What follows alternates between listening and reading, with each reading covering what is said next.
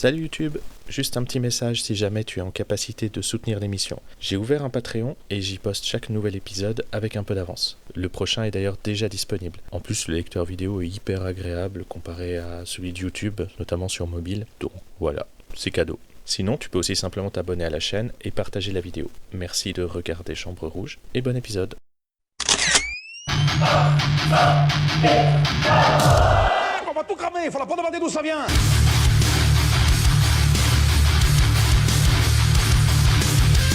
Faites mieux. Merci. Je dis tout le temps du coup d'ailleurs. Ah, mais moi aussi, dégoûte. mais moi c'est infâme, je dis Je tout me le temps du dégoûte. coup. Genre, et puis du coup, c'est infâme. Ah, c'est horrible. Donc aujourd'hui, on accueille Morgane Raposo. Bonjour. Coucou. Donc du coup, tu es photographe. On accueille ici souvent des artistes un petit peu de plein de milieux différents. La semaine passée, c'était une peintre. Et du coup, aujourd'hui, une photographe spécialisée dans le développement. On va discuter un petit peu de tout ça. Je vais te présenter un petit peu. Donc, je suis plus sûr maintenant. T'as 29, c'est juste. Hein. Oui, j'ai 29 ans. Donc, t'as 29 ans. Tu sors du CEPV, en fait, que t'as comme formation, tu sors. Ça fait déjà quelques années. ça fait 9 ans. Comment tu sais ça, toi? Parce que j'ai toutes les infos. On est renseignés ici. Oh là là. Ouais. Oui, 2016. Du coup, CEPV, 2016, c'était de l'argentique encore ou non, ça Oui, va on était, oui. On était la dernière volée à avoir fait les 3 quarts de notre CFC en argentique, à être sur l'ancien CFC qui datait de 1978, je crois. Oh, magnifique. Donc, oui, j'ai eu un CFC pas ouf parce que j'étais pas fan d'argentique. Mais bon, bref, c'est bien la preuve que ça change rien. On va faire une petite parenthèse là-dessus.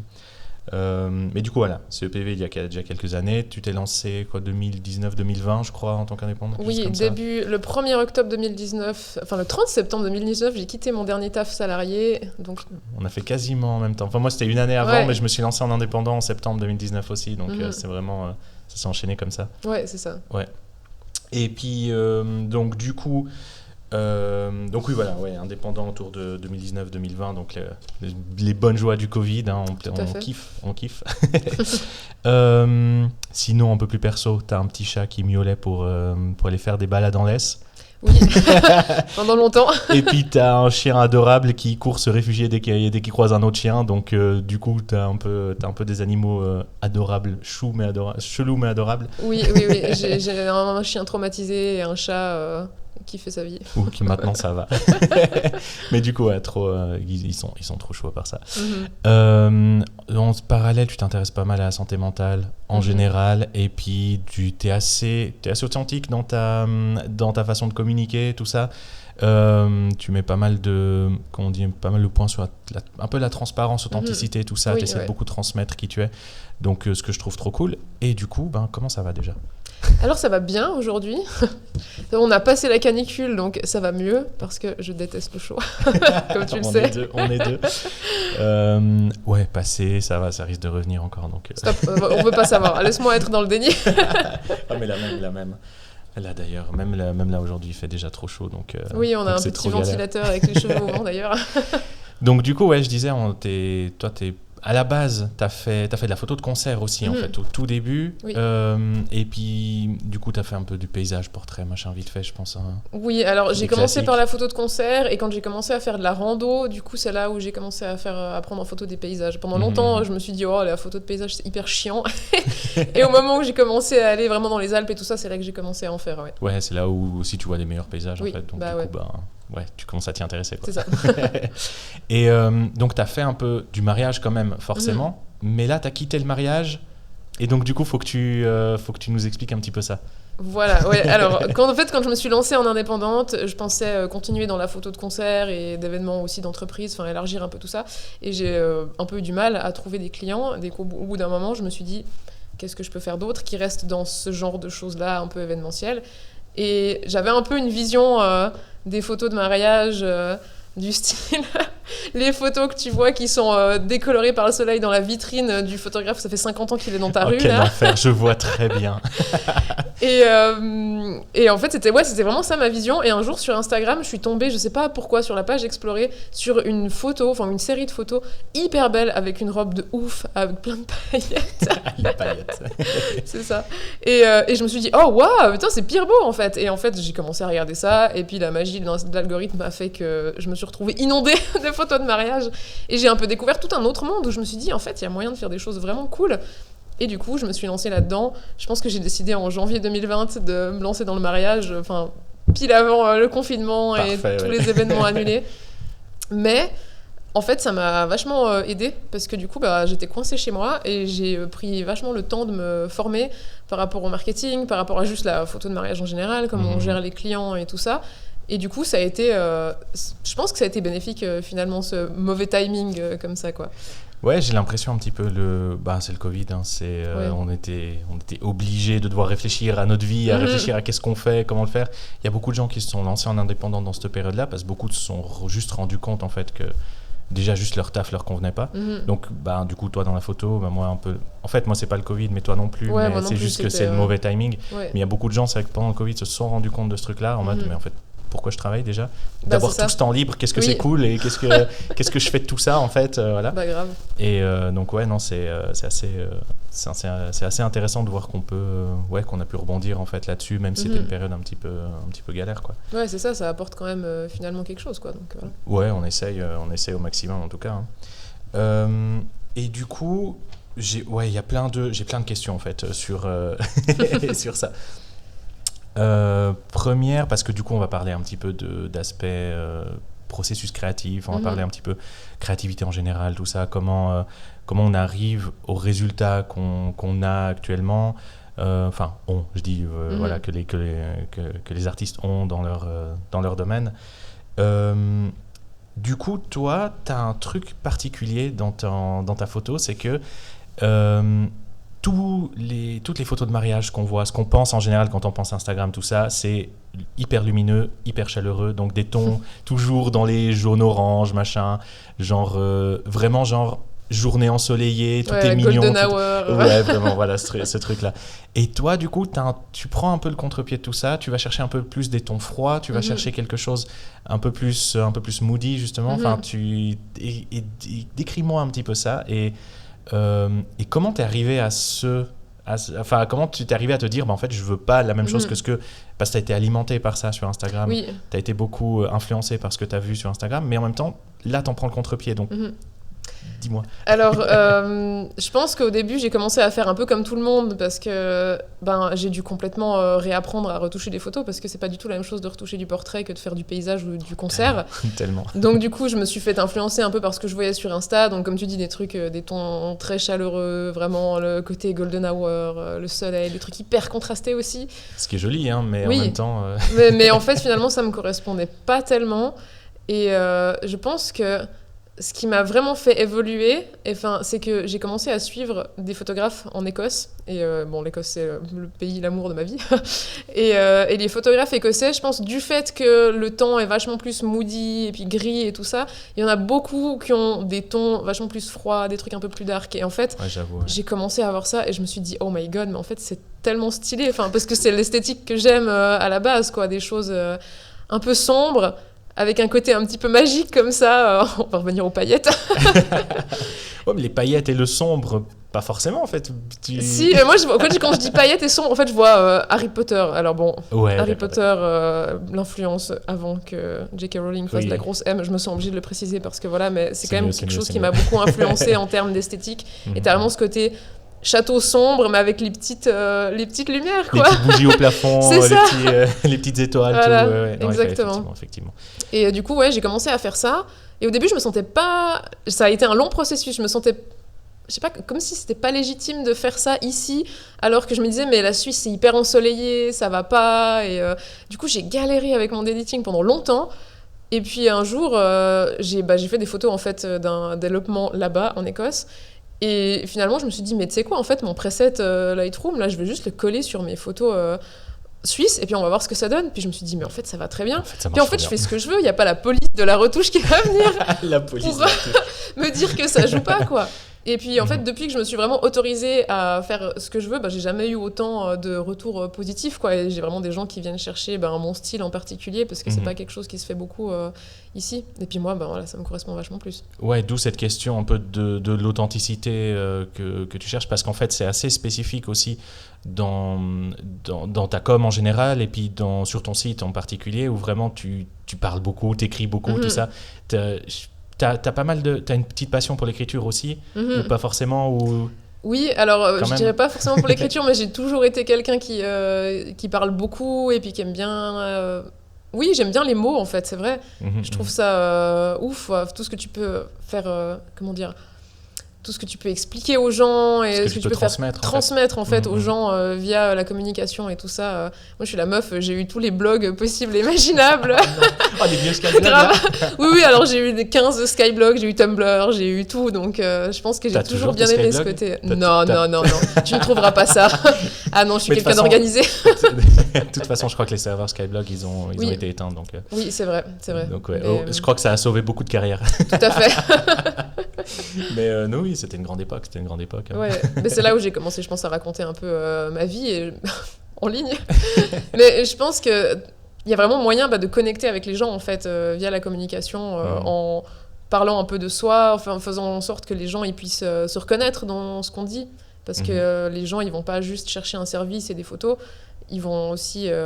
faut qu'ils s'entendent avec la personne qui est derrière, quoi. C'est hyper important. Clairement, ouais. Et c'est vrai qu'il y a ce truc dont on se dit, photographe de mariage, c'est un peu tous les mêmes, c'est pas grave, c'est un peu interchangeable. Mais en fait, si on rentre un petit peu dans le fond du travail, c'est radicalement différent. On a tous des façons différentes de travailler. On a tous des connexions différentes avec les gens. Et c'est important justement d'aller chercher des gens qui nous correspondent, parce qu'on a vite fait de tomber sur quelqu'un à qui justement même nous on correspondrait pas en fait. C'est plus dans ce truc-là. C'est ça, c'est que si toi le client ne te correspond pas, ça va pas être la journée du fun. Et puis pour les clients aussi, accessoirement, il y en a qui ont besoin d'une certaine approche, il y en a qui ont besoin de quelqu'un qui soit, je sais pas, hyper calme et posé, alors que d'autres ils vont aimer quelqu'un qui est hyper au taquet, hyper proactif. Enfin voilà, mais ça... C'est hyper important pour leur expérience, parce qu'en fait, mis à part dans un mariage, mis à part si t'as un ou une wedding planner ou comme ça, la photographe, c'est vraiment la personne qui est là toute la journée avec toi. Donc si la personne, tu t'entends pas avec, ou qu'elle te met mal à l'aise, ça peut vraiment... ça a un impact sur ta journée, quoi. Clairement. Puis le but, c'est de passer un bon moment. Oui. Après, je suis pas marié, donc... Mais les rares mariages que j'ai eu fait, maintenant, j'en fais plus du tout, parce que, pareil, moi, c'est pas un truc qui m'intéresse profondément, mais du coup je comprends qu'on puisse kiffer ça, puis en fait il en faut. Et c'est vrai que ceux que j'ai fait, il y a ce besoin que les gens soient détendus en fait, que juste c'est déjà tellement de stress en fait pour les mariés, principalement souvent pour la mariée justement, parce que c'est toujours elle qui gère tout. Le mec est toujours là, ah ouais c'est trop cool et tout, parce qu'il a pas, il a géré 2-3 trucs quand même, mais pas la majorité tandis que la mariée a en tête le moindre choix de petite déco et tout, donc complètement, il y a vraiment cette charge mentale aussi en plus, donc le but c'est essayer de la décharger le plus possible pour qu'elle puisse profiter puis passer un bon moment. Si on a une petite question vite fait, mais voilà, de pas empiéter en tout cas sur sa journée, quoi. Complètement, ouais. Ouais, tu vois un petit peu, enfin tu vois, Merde. Là, c'est ce que j'essaye de faire. Ouais, je comprends. Mais du coup, toi, au niveau du mariage en soi, t'as cherché à adapter un petit peu à ta façon, et donc du coup, développe-moi ça. Oui. Alors, j'ai commencé en 2020. J'en ai eu que 2 des mariages en 2020. Donc là, ça allait encore. Fin 2020, je suis tombée sur Instagram sur un compte qui s'appelle Adventure Instead. Et c'est une photographe américaine qui a lancé la trend de ce qu'on appelle les élopements. Et je vais expliquer ce que c'est, mais elle le fait vraiment en montagne. Donc j'ai vraiment vu ces photos de mariée dans des montagnes, enfin en paysage de ouf, et je me suis dit oh mon dieu, en fait je pourrais lier le côté paysage et le côté mariage, c'est incroyable. Et du coup j'ai acheté la formation qu'elle proposait. 2021 j'ai un peu eu les fruits de mon dur labeur marketing en 2020, et du coup j'ai eu une saison en 2021. Et en fait, pendant ma saison en 2021, j'ai réalisé qu'en fait les mariages classiques ça me correspondait pas du tout, que il y a ce côté où tu dois vraiment courir d'un truc à un autre, qui est un peu stressant. T'as pas le temps, en fait. Enfin, en tout cas, moi, je ressentais que j'avais pas le temps, vraiment, créativement, de m'épanouir. Il fallait vraiment être dans un coin, dans un machin, un autre. Puis t'es un prestataire parmi 20 autres. T'as pas vraiment le temps de développer une réelle connexion non plus avec les mariés. Ce qui était un peu frustrant pour moi, justement, qui aime bien les connexions, on va dire, plus one-to-one, on va dire. Donc, voilà. Et puis... Puis bah, je voyais, comme tu l'as dit avant, justement, les mariés, et souvent les mariés et les femmes, qui étaient vachement stressés, en fait, et moi, ça me faisait mal au cœur, quoi, parce que c'est pas ma vision du mariage. Enfin, je suis pas mariée, mais je me disais, mais en fait, ton mariage, c'est la célébration de ton amour et de ta connexion avec quelqu'un, et en fait, tu passes peut-être 20 minutes à faire des photos de couple dans la journée, c'est le seul moment où t'es vraiment seul. Ouais. Enfin, et encore seul, t'es avec moi, donc t'es même pas seul. Et la plupart du temps, c'est des gens qui n'ont pas l'habitude de poser, donc ils ont le stress des photos en plus, donc ils n'arrivent même pas à profiter. Exactement, ouais. Et je voyais tout ça, et puis le côté où je me retrouvais beaucoup à faire du small talk avec un peu toujours les mêmes questions, en fait, avec tous les invités. Hein, c'est normal, hein, c'est pas de leur faute, c'est pas de la mienne, c'est juste le contexte qui fait que tu te retrouves un peu comme ça. Et puis, le dernier truc, c'était vraiment l'aspect où je bouge pas beaucoup. Enfin, pourtant, je courais partout, mais après, le côté où t'as l'apéro, la soirée, je bougeais pas beaucoup. Et des fois, franchement, je faisais des journées où on a fait... quand t'es venu avec moi une fois, quand je me suis cassé le pied, le jour avant un mariage, j'ai dû t'appeler. Je me souviens, ce jour-là, j'ai fait 14 heures, je crois, sur place. Et j'avais genre 2500 pas sur mon podomètre. Enfin, rien du tout, quoi. C'est ridicule, en fait. Et du coup, en même temps, tu t'étais cassé le pied. Donc, normal que tu marches un petit peu moins. Mais même, quand même. Enfin, je veux dire, je bougeais pas assez. Et puis, ça me faisait des maux de dos avec le harnais que t'as. Enfin, j'étais cassée en deux, en fait, quand je rentrais des mariages, quoi. Bref, tout ça pour dire que j'ai pas du tout apprécié, en fait, faire cette saison de mariage... Avant de partir, j'étais pas hyper au top. Enfin, sûrement, ça allait, mais avant de partir, j'avais vraiment des appréhensions un peu négatives et tout ça. Et du coup, quand je me suis cassé le pied, en fait, il y a eu ce truc où d'un coup, la vie, elle m'a un peu stoppée comme ça. Et où j'étais dans mon canapé pendant 3 semaines sans pouvoir marcher ni rien. Et je me suis dit, mais putain, mais qu'est-ce que je fais, en fait ? Genre, et je suis en train de faire ça à moi-même. Enfin, c'est mon business, je peux faire autre chose, en fait. Pourquoi je m'inflige un truc qui finalement me plaît pas ? Tu t'es pris un deuxième Covid dans ta vie, en fait, un peu. C'est ça. Vraiment un moment où ça te dit stop, maintenant tu réfléchis à ta vie. Exactement. Et tu fais rien d'autre et trouve une solution. C'est ça. Et du coup, j'étais toujours en train de faire cette formation pour les élopements. Et ça traînait, mon site internet il était à moitié pas fini et tout, et franchement je crois que j'ai mis la deuxième, en 3 semaines j'ai refait tout mon site, j'ai refait toute ma com pour les élopements, et j'ai lancé mon site pour ça en septembre 2021. Donc du coup, qu'est-ce que c'est un élopement ? C'est quoi ce truc ? Ça fait 1000 fois que le mot il arrive. C'était ça que je devais expliquer à la base. Non mais c'est important, c'est intéressant. Ouais. C'est quoi un élopement ? Parce que tu as parlé de montagne. Du coup, ça veut dire que les mariés, ils vont avec leur équipement, enfin avec leurs habits de mariage à la montagne, et puis tu te retrouves là-haut. Comment ça se passe ? Et du coup, ça veut dire qu'il y a tous les invités qui viennent. Qu'est-ce qui se passe ? Alors, un élopement, à la base déjà, c'est pas un mot que tu trouves dans le dictionnaire en français, donc c'est pour ça que personne ne sait ce que c'est. To elope, en anglais, c'était s'enfuir pour se marier. Donc dans les années peut-être 1700, quand il y avait des histoires de classe sociale, de genre les parents veulent pas que tu te maries avec ton fiancé parce qu'il est trop pauvre pour toi, des trucs comme ça. Quand il y a encore un gros contrôle de la famille sur le mariage. Quoi. Voilà, quand il y avait encore tout ça. Et du coup, il y avait des couples qui s'enfuyaient pour se marier en secret. Ça, c'est vraiment le terme un peu originel. On le retrouve dans des bouquins genre de Jane Austen, dans Orgueil et préjugés, des choses comme ça. Oui. C'est vrai. Après, le terme plus moderne, du coup, c'est plus exactement ça, mais c'est vraiment le côté faire quelque chose qui est pas traditionnel. C'est dire, vas-y, toutes les règles qu'on connaît, là, on s'en fout, on les balance par la fenêtre et on fait vraiment un truc qui nous plaise à nous. Souvent, du coup, comme un mariage traditionnel, c'est avec beaucoup de monde. Du coup, l'élopement, c'est quelque chose qui est beaucoup plus intimiste. Donc, c'est quelque chose où on va être que les deux, ou bien alors avec peut-être juste des témoins, ou même si c'est 10, 15 invités. Alors, il y a toujours un peu le débat en mode à partir de quel moment c'est un petit mariage, genre un mariage intimiste, à quel moment c'est un élopement. Moi, j'ai déjà eu des élopements. Enfin, je considère que c'est un élopement, même s'il y a 15 personnes comme invitées, quoi. Au final, c'est plutôt l'intention qu'il y a derrière qui fait que c'est un élopement. Et du coup, c'est pas forcément en montagne, en fait. Ça, c'est ce que moi, je fais. Mais c'est vraiment ce côté de faire un truc que les deux. Mais tu peux très bien... par exemple, aux US, il y a des photographes qui font que des élopements à New York, par exemple, qui sont spécialisés là-dedans. Et puis, du coup, les gens, ils vont faire un truc hyper new-yorkais. Ils vont aller, je sais pas, à Central Park. Ils vont aller faire ça. Voilà. Les classiques de New York, là. Voilà, c'est ça. Et du coup, c'est juste que moi, j'ai choisi de le faire en montagne, comme il y a beaucoup de monde d'ailleurs qui le fait, parce que c'est ça qui me plaît en fait. Il y a ce côté un peu reconnexion à la nature, prendre le temps de regarder les paysages et tout ça. Et du coup, comment ça se passe ? Ce que je fais, moi, c'est que je fais pas juste les photos de la journée. En fait, quand les gens ils m'engagent, je leur fais remplir plein de questionnaires et je co-crée l'expérience avec eux en fait. Donc je leur suggère des lieux en fonction de ce qu'ils m'ont dit. Est-ce qu'ils veulent quelque chose qui soit accessible parce qu'ils veulent pas marcher, ou bien parce qu'il y a, je sais pas, la grand-mère qui veut venir avec et puis qui peut pas marcher longtemps, ou est-ce qu'ils veulent une rando de ouf? Est-ce que c'est important qu'il y ait vraiment personne autour, ou est-ce que c'est ok si c'est un endroit peut-être plus touristique ou comme ça?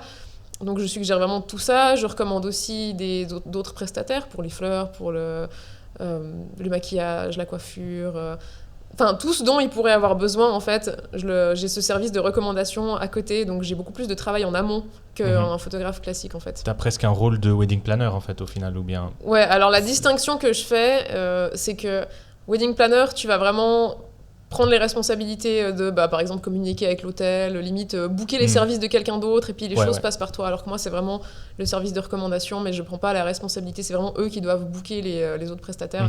Même si moi, des fois, je fais un peu le lien entre les deux. Si d'un coup, voilà, typiquement, j'ai une fleuriste avec qui je travaille beaucoup. Souvent, je vais aller chercher le bouquet, ou elle va me l'amener, et puis moi, je l'amène au marié parce que c'est plus simple. Mais oui, bien sûr. Voilà, mais c'est pas exactement la même chose. Et mince, je voulais dire un truc avant, j'ai oublié de le retenir. Oui, tu parles de reconnexion avec la nature, c'est pas forcément la montagne, tout ça. Ça me fait penser un petit peu, il y a quelques années en arrière, avant que du coup qu'on arrive un petit peu avec les développements ici en Suisse, il y avait déjà, ça commençait à venir le côté cérémonie laïque, parce qu'on avait quand même ce truc en tête de le mariage, c'est toujours à l'église, institution religieuse, machin, enfin toujours ce truc très ultra tradi en fait. Et du coup, là de nouveau, ce qui se distingue, c'est le côté nombre de personnes, c'est le côté, c'est de nouveau parce que dans le côté cérémonie laïque, tu as aussi cet aspect de tu choisis ta cérémonie comme tu veux, tu mets les symboles que tu veux, si tu as envie de mettre un peu de religieux, tu peux, mais du coup tu rajoutes aussi d'autres choses. La plupart des gens, ils vont typiquement en forêt, ils vont dans des endroits un petit peu souvent connectés avec la nature et tout ça, pour avoir cet aspect-là. Et donc, quelle distinction tu fais encore par rapport à ça? Alors, un élopement, c'est souvent symbolique comme cérémonie, mais ça va pas forcément à l'être, enfin ça dépend. Ouais. En Suisse, de toute façon, pour te marier légalement ou religieusement, encore que... Non, attends. Donc légalement, ouais, tu peux pas te marier dans la nature de toute manière. Oui, c'est le mariage civil. Voilà, c'est le mariage civil machin. À la mairie ou dans des lieux qui s'appellent les lieux... Comment on appelle ça? Les lieux d'exception. Du style, genre le château d'Aigle, d'autres endroits comme ça qui ont été agréés. Mais il faut qu'il y ait un toit au-dessus de la tête. C'est vrai? Oui, parce que... Bon, ça, c'est un peu un truc qu'ils ont gardé. De ce que j'ai entendu, c'est un officier d'état civil qui l'avait dit une fois. Parce que le toit retient le son, en fait. Et c'est pour que les oui, je le veux, genre, s'envolent pas au vent, quoi. Il y a vraiment un truc comme juste ça. pour qu'on l'entende, en fait, aussi. Voilà, c'est ça, ouais. Ok, c'est vrai que... Bon, oui, du coup, ça paraît logique, pratique. C'est un peu une vieille tradition comme ça qu'ils ont gardée, je je pense, parce qu'ils trouvaient ça mignon. Ouais. Enfin, c'est un officier qui a dit ça, hein, voilà. On prend. Donc, du coup, ouais, forcément, ce sera... Si c'est laïque, de toute manière, ça va être quelque chose de symbolique. Encore que... Je l'ai jamais eu finalement, mais j'avais eu une demande une fois pour des clients qui voulaient un élopement où ils voulaient un prêtre. Et du coup, je m'étais amusée à chercher déjà s'il y avait des prêtres qui étaient OK d'aller en montagne. Et j'en avais un qui m'avait dit oui, pas de souci. Donc ça pourrait être, techniquement, ça pourrait être religieux. Un prêtre ou un pasteur? C'était peut-être plus dans le côté... Je le vois peut-être plus dans le côté protestant. Je crois que c'était ni catholique ni protestant, c'était encore autre chose, mais c'était il y a longtemps. Ok, d'accord. Donc, ouais. Parce que je vois mal les prêtres cathos s'engager dans ce genre de truc, tu vois, pour eux c'est un peu le démon et tout, donc je sais pas. Ouais, non, alors j'avais trouvé quelqu'un qui m'avait dit oui, pas de souci, donc voilà. Ok, c'est marrant, bon, Après, c'est bien un peu d'ouverture, hein, mais... C'est ça. Ça, c'est en Suisse, parce que par exemple, typiquement en Écosse, tu peux te marier légalement, alors il faut un célébrant humaniste, mais tu peux te marier légalement n'importe où dans la nature. Humaniste, ça veut dire? C'est leur société qu'ils ont, c'est une cérémonie qui est ni religieuse, ni laïque, c'est quelque chose de très ouvert, voilà. D'accord, ok. Ouais, c'est juste le mot est particulier parce que typiquement dans une culture plus francophone, française, humaniste, ça a un sens très précis et du coup là, c'est peut-être c'est utilisé différemment, mais c'est marrant. C'est marrant. Donc ouais, il y a des Ouais. pays où tu peux, puis même typiquement aux US, il y a plein d'États où tu peux te marier aussi légalement dans la nature. Typiquement dans le Colorado, tu peux te marier, t'as même... Oui, t'as besoin de témoins quand même, et tu peux prendre n'importe qui, tu peux prendre un randonneur que tu croises, et tu peux Oui. même faire signer à ton chien le papier du mariage. C'est quoi ce truc? Pour les États-Unis, de toute façon. Ah mais en fait c'est trop chouette quoi, moi je trouve ça trop marrant de te dire que tu peux mettre la petite patte de ton chien, il y a plein de gens qui C'est font vrai que ça c'est quoi, mignon, c'est vrai que c'est c'est hyper mignon. mignon en vrai. Il y a un côté, c'est vrai que ça désacralise un petit peu le mariage, ce qui Mhm. fait pas de mal aussi, un peu. Mhm. Mais après, le papier signé, il reste à la même valeur. Donc, en Oui. fait, ça reste. Ça peut être des fois trop pris à la légère aussi. Donc, Ouais, ouais. faut doser un petit C'est peu. ça. Voilà. Faut trouver le juste milieu. Mais c'est mignon. À part ça, garde l'idée pour les élopements de la petite patte de chien. Ouais, c'est vrai que je pourrais proposer ça aux clients, Si. un truc mais juste symbolique où ils pourraient mettre la patte de leur chien. Justement, à fond. Le témoin d'absolument tout. C'est ça. Ou les chats, encore pire. Oh mon dieu, ou alors prendre un chat en randonnée, c'est un tu peu peux plus pas, compliqué. mais du coup, c'est drôle. Et du coup, il y a beaucoup de choses comme tu disais, il y a beaucoup de choses à faire. Il y a pas mal toute la préparation, en fait. Il faut que toi, tu sois au courant des lieux, en fait, où tu vas. Il faut que tu aies presque déjà... Tu fais aussi un peu office de guide touristique, à la limite. Tu as tout cet aspect-là. Comment tu prépares les clients à tout ça? Comment déjà, tu les amènes...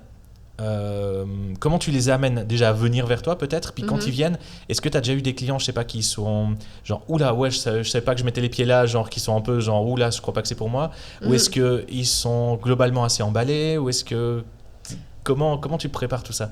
Alors, moi, déjà, j'ai beaucoup de gens qui viennent via mon site. Donc, sur mon site, il y a déjà énormément d'informations.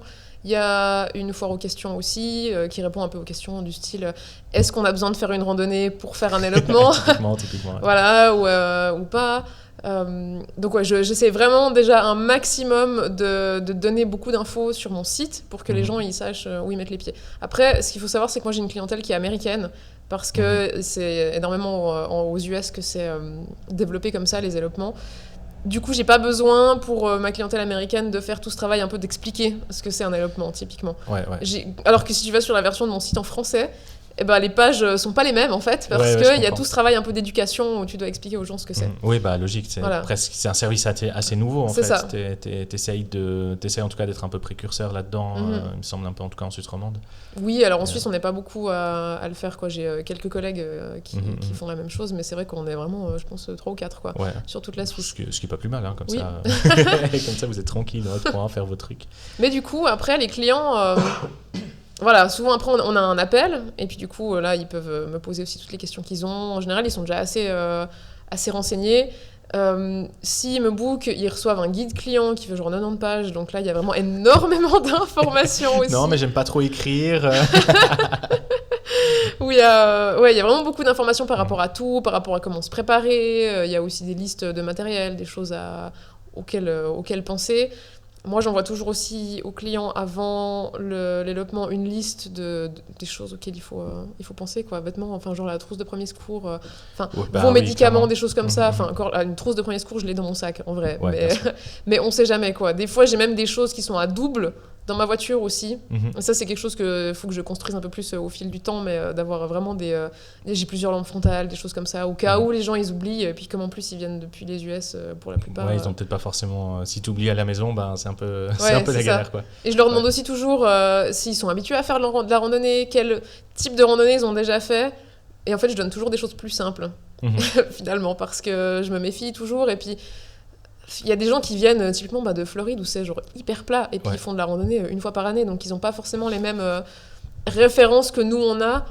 Et en Suisse, j'ai l'impression qu'en termes de rando, on est vachement plus chill par rapport à, je sais pas, le petit chemin où t'as le vide à côté, puis nous on est là, mais tranquille, c'est bon quoi. Alors que en fait t'as quand même des accidents des fois dans des zones touristiques parce que les gens ils y vont genre en basket ou comme ça. Enfin, ça c'est peut-être pas forcément mes clients, mais pour dire on n'a pas les mêmes références des fois. Donc ça me fait penser l'autre jour, je suis allé faire un shoot justement, on cherchait une cascade et tout ça, et du coup ma cliente Elle avait une cascade à me proposer et tout, du coup trop cool, c'est une petite rando, c'est une petite rando. Elle m'a dit ouais t'inquiète ça dure un quart d'heure tout. Alors déjà pour y aller c'est une demi-heure en tout cas, donc en vrai ça va. Mais sauf qu'il y avait eu des orages la veille et puis on était là oui non mais ça va. Puis en fait il y avait 2 arbres écroulés sur le chemin, donc on a dû passer par-dessus machin.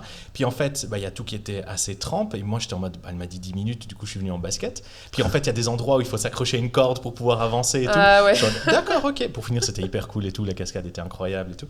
Mais oui, on a des randos comme ça, genre qui paraissent toutes simples, mais qu'en fait, c'est quand même un truc de... Tu dois quand même être tenu à une corde pour avancer dans un... Du coup, la corde est attachée, elle est prête à un endroit, tout ça, ouais, c'est prévu pour pouvoir marcher.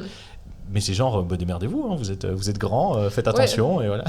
Ouais, c'est ça, c'est que je pense qu'on est un peu le level au-dessus des fois en Suisse, et puis pour nous, c'est normal. Ouais. Et c'est vrai que j'ai eu une fois des clients il y a 2 étés, je crois. Bon, c'était pour un petit shoot, c'était pas pour un élopement. Et je les ai amenés à un endroit où je leur avais demandé si c'était OK pour une petite rando. Je leur ai dit, ouais, 30-45 minutes. Il y a un bout où c'est un peu escarpé au début, mais après, ça va. Parce que moi, je l'ai déjà fait plein de fois. Oui. Et en fait, la meuf, elle était en PLS. En arrivant en haut, elle m'a dit, ouais, purée, je sais plus combien sur 10 je lui avais dit de difficulté, mais... Ouais, c'est un petit 3 sur 10. Pour elle, elle est à 8 sur 10. Genre, c'est quoi cette merde? Ouais, je me souviens que... Non, c'est pas ça. Franchement, je lui ai pas dit ça, mais elle, je lui ai demandé combien sur 10 elle aurait mis. Puis elle m'a dit, ouais, je sais pas, genre 7 ou 8 sur 10. Et j'étais là, ouh. Ah ouais, d'accord. Ouais. Mais c'était il y a 2 ans. Et du coup, maintenant, je dis beaucoup plus les choses vraiment... À quoi ils seront confrontés, en fait. Voilà, c'est ça. Ouais. Quitte à presque faire un petit peu peur, mais juste être vraiment sûr, parce que c'est pas le but de mettre les clients mal, qui font une crise d'asthme content ou je ne sais quoi. J'espère bien. Oui, puis surtout qu'en plus, il faut un endroit après où ils puissent se changer, machin, enfin, je sais pas, qu'ils puissent aussi être bien, parce que s'ils arrivent, ils finissent en transpirant, tout rouge, machin, ils sont au bout de leur vie, toi, ton but, c'est quand même de faire des photos, donc si le seul souvenir qu'ils ont, c'est cet état-là, rouge. c'est pas ouf non plus, ouf, donc effectivement, on se comprend. Mais ouais, du coup, c'est tout un taf, et c'est en taf qui est vraiment, en fait, là, qui sort du domaine artistique profondément, parce que c'est vraiment de la logistique, en fait. Ouais. C'est de la logistique, du tourisme, et tout ça, quoi. Et c'est vraiment particulier à ce domaine-là. Limite, les seuls qui ont un peu ça, en tout cas dans la photo, c'est ceux qui font de la photo de paysage, mais ils sont livrés eux-mêmes, ils font ça. Ouais.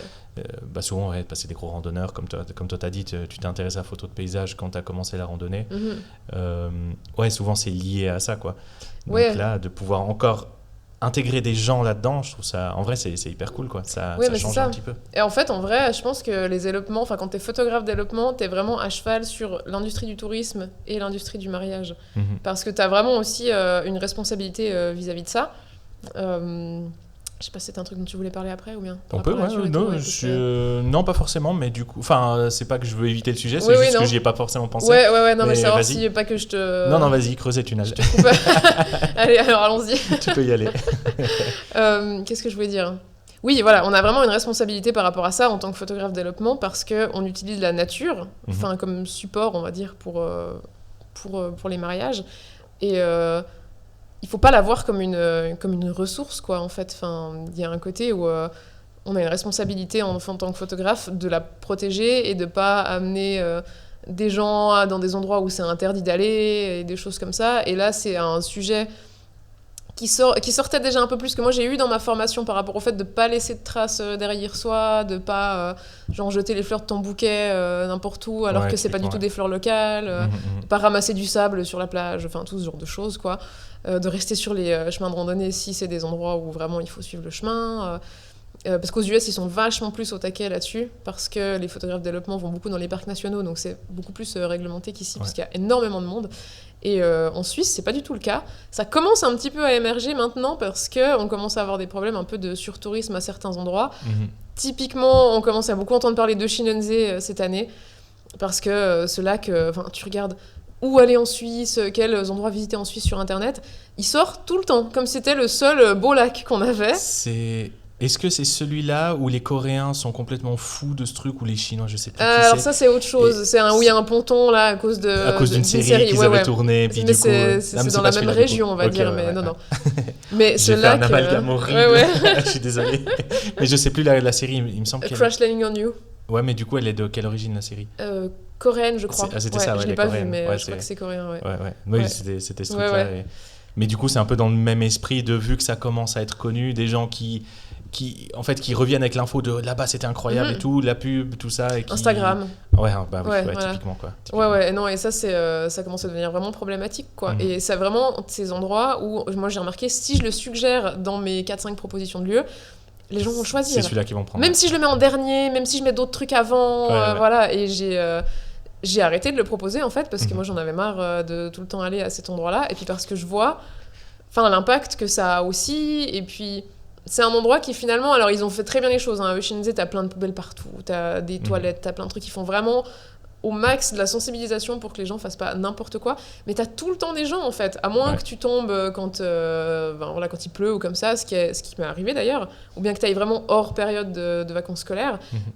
Mais comme là, t'as quand même beaucoup d'éléments qui sont aussi en juillet et août, souvent t'as 1000 personnes autour, et puis cette année du coup c'est quoi la compagnie de télécabine qui a aussi le restaurant si je dis pas de bêtises à Ushinize ont décrété qu'en fait, ils autorisaient plus de photographie commerciale au lac. Donc, du coup, toutes les demandes qu'on reçoit pour un développement là-bas ou un shooting, une demande de mariage, t'es obligé de refuser. Ou de rediriger ailleurs. C'est ça, ou de rediriger ailleurs. Et moi, je trouve que c'est très bien, honnêtement. Je sais que tout le monde n'est pas de mon avis parce que des fois, on me dit oui, mais c'est juste 1 ou 2 développements. Mais je suis là, oui, mais en fait, on est beaucoup à faire ça. Parce que même si moi, j'en ai eu 3 l'année passée, voilà, il y a peut-être un autre photographe qui va aussi en avoir 3, 4. Et il y a même des photographes qui viennent depuis les US aussi, parce que ça les fait rêver, cet endroit, ce lac avec les eaux cristallines et tout ça. La Suisse, les US. Voilà.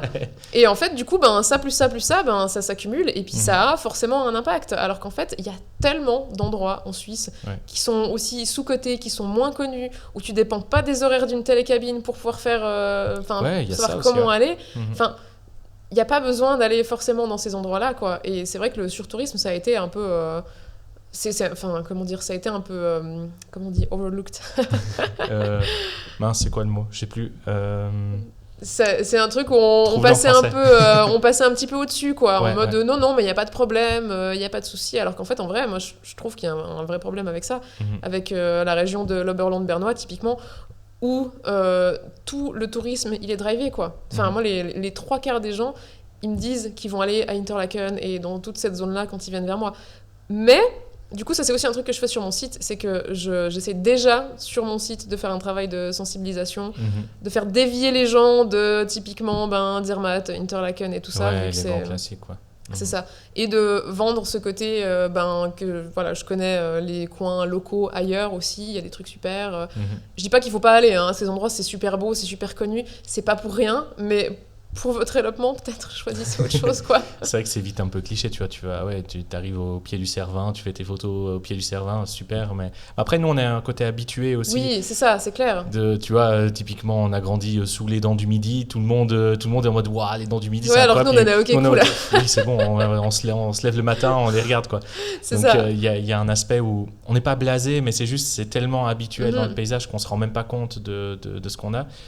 Mais en fait, la Suisse, ça reste petit. Donc en fait, si tu as tous les États-Unis qui viennent là, et encore même partout, il y a même simplement rien que la France, peu importe, même les pays autour, qui sont là même juste pour voir à quel point c'est vrai que c'est stylé, quoi. Oui, c'est ça. Et puis toute la zone du lac aussi, tout ça. Alors toi, c'est vrai que tu es plus dans les randos, montagnes, tout ça. Mais rien que la Riviera, quoi. Toute la partie Montreux, Vevey, tout ça, c'est assez stylé, la petite vue du lac, la machin, dès que t'as un Français qui vient prendre le train, il est avec son téléphone comme ça, parce que c'est assez ouf la vue, quoi. Donc, non mais c'est clair, c'est vrai que c'est ouf, et je me suis rendu compte de ça l'autre jour où j'allais au Grison pour un développement, et je conduisais, et il y avait un pur lac avec une méga montagne derrière, et j'étais là, waouh, c'est incroyable. Après je me suis dit, c'est comme ça que les gens ils sont quand ils font l'autoroute du lac Clément. C'est exactement ça. C'est juste que c'est pas le même lac, c'est pas les mêmes montagnes que t'as l'habitude. l'habitude. C'est ça.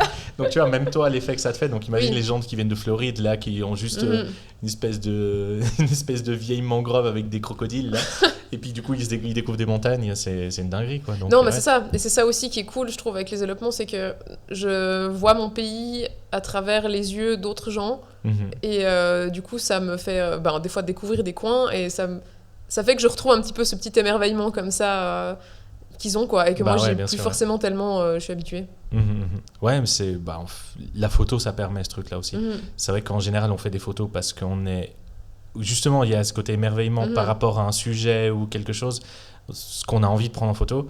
Et puis, à force de le faire plein de fois, on a un peu passé l'habitude, mais quand les gens découvrent les photos, eux, ils retrouvent l'émerveillement et tu te rappelles pourquoi c'est ça. Pourquoi c'est ça qui te parle à la base, quoi. Parce que, justement, l'habituation, le fait de répéter un même truc, on devient un peu blasé, quoi, des fois. On se lasse un petit peu, quoi. Ouais. Et donc, ça permet de remettre un petit coup de... C'est vrai que c'est quand même stylé. C'est ça. Bon, juste Oshinonze, si on peut arrêter, c'est bien quand même. Effectivement. Bon, tu fais payer 10 fois plus cher les c'est ça. Bon, là, de toute façon, c'est plus possible. Là, c'est plus possible, donc voilà, quoi. Mais typiquement, les Zermatt et compagnie, flemme un peu, tu fais payer 10 fois plus. Et puis, et puis ceux qui veulent aller à du coup... Chut, faut pas dire les coins. Bon, je couperai le coin, je couperai ça, alors. J'ai pas de transition. C'est pas grave. Est-ce qu'il y a une photo qui existe dans le monde que tu aurais absolument voulu faire, toi? Oh mon Dieu. Elle est catastrophique comme question. Elle est affreuse, cette question. Je sais. Parce qu'en plus, genre, niveau culture photo, franchement, mais c'est zéro. Dans ce que tu as, on s'en fout, en fait. Mais dans ce que tu as comme photo, même ça peut être même un truc à la con que tu as vu sur Insta, tu vois, à la con. C'est pas à la con si c'est quelque chose qui t'a parlé, mais tu vois ce que je veux dire? Putain, j'essaye de réfléchir, mais franchement... Oui, si t'as rien qui te vient, c'est pas grave. Ah, j'ai vraiment que dalle qui me vient. Alors du coup, pour tourner la question peut-être autrement, est-ce qu'il y a quelque chose que tu aimerais faire absolument que t'as pas encore fait? Je sais pas, soit un paysage particulier que par exemple on t'a pas encore demandé ou que t'as pas encore visité ou je sais pas quoi, et que tu dis c'est un peu un goal d'aller faire cette photo-là, à quoi ça ressemblerait? Ah, moi je pense que ce serait plus les élopements en Écosse. Évidemment. Mais du coup, imprécis. Imprécis. Ouais, plus précis que ça. Ah mon Dieu. Attends, ça ressemblerait à quoi ta photo de rêve de l'élopement en Écosse? Tu sais, genre celle que tu mettrais sur ton site et que c'est ta fierté absolue de ta carrière, tu sais. Waouh. Ah, j'hésite entre une photo peut-être sur non mais je sais en fait. J'aimerais tellement faire un élopement sur les îles écossaises parce qu'ils ont des plages de ouf, avec des plages avec du sable blanc, un truc de malade.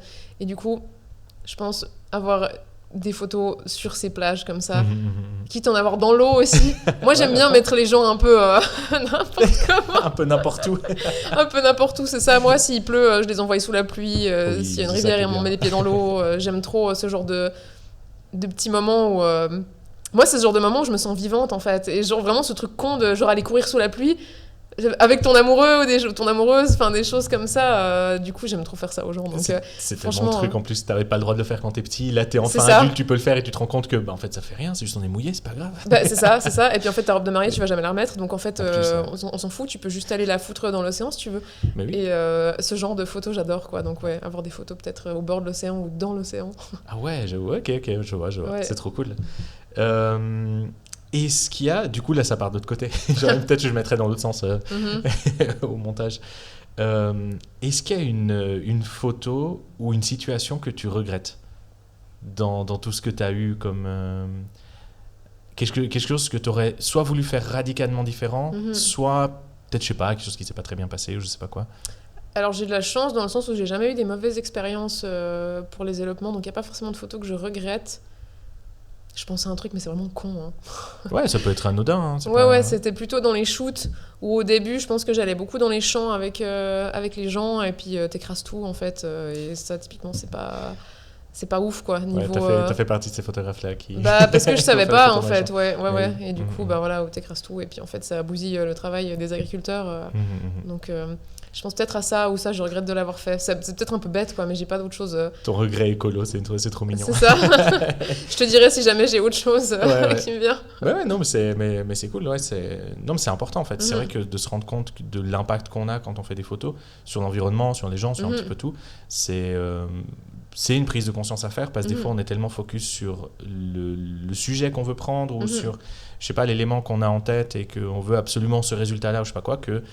on a un peu tendance à s'en foutre un petit peu, et donc c'est important, c'est important de faire gaffe, quoi. Ouais, clairement. Du coup, ouais, si justement s'il y avait genre ta pire prestation, si tu voulais raconter une anecdote genre la plus catastrophique que tu as pu avoir, mais si t'as pas trop eu de presta chiante, du coup, il n'y a pas grand-chose à dire. Attends, alors je réfléchis parce qu'il y a peut-être des trucs où j'ai oublié. Non, pas où j'ai oublié, mais j'ai des trucs qui sont pas du tout passés comme prévu plutôt. Ouais, disons, Ça, voilà, plutôt, ouais. c'est vrai que je l'ai mal tourné, mais du coup, disons Ouais. la prestation la moins... la plus inattendue, mais genre, what, c'est quoi ce bordel? Comment je fais? Où tu te retrouves le plus désemparé Ouais. dans ta presta? Alors, j'ai eu une demande en mariage l'année passée et c'était à Wengen, dans le Berlande-Bernois. Donc, moi, je monte là-bas, on s'écrit avec le mec, c'est un couple hétéro, on s'écrit avec le mec, déjà, on se tient un peu au courant, on se partage notre localisation. Et en fait, on devait monter en télécabine sur une montagne. Et j'arrive devant le truc de télécabine et c'était fermé à cause du vent. Ah merde.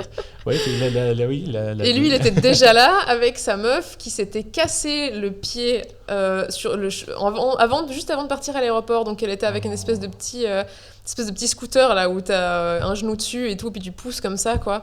Donc la galère. Et j'étais là en mode merde, où est-ce qu'on va, quoi? Qu'est-ce qu'on fait?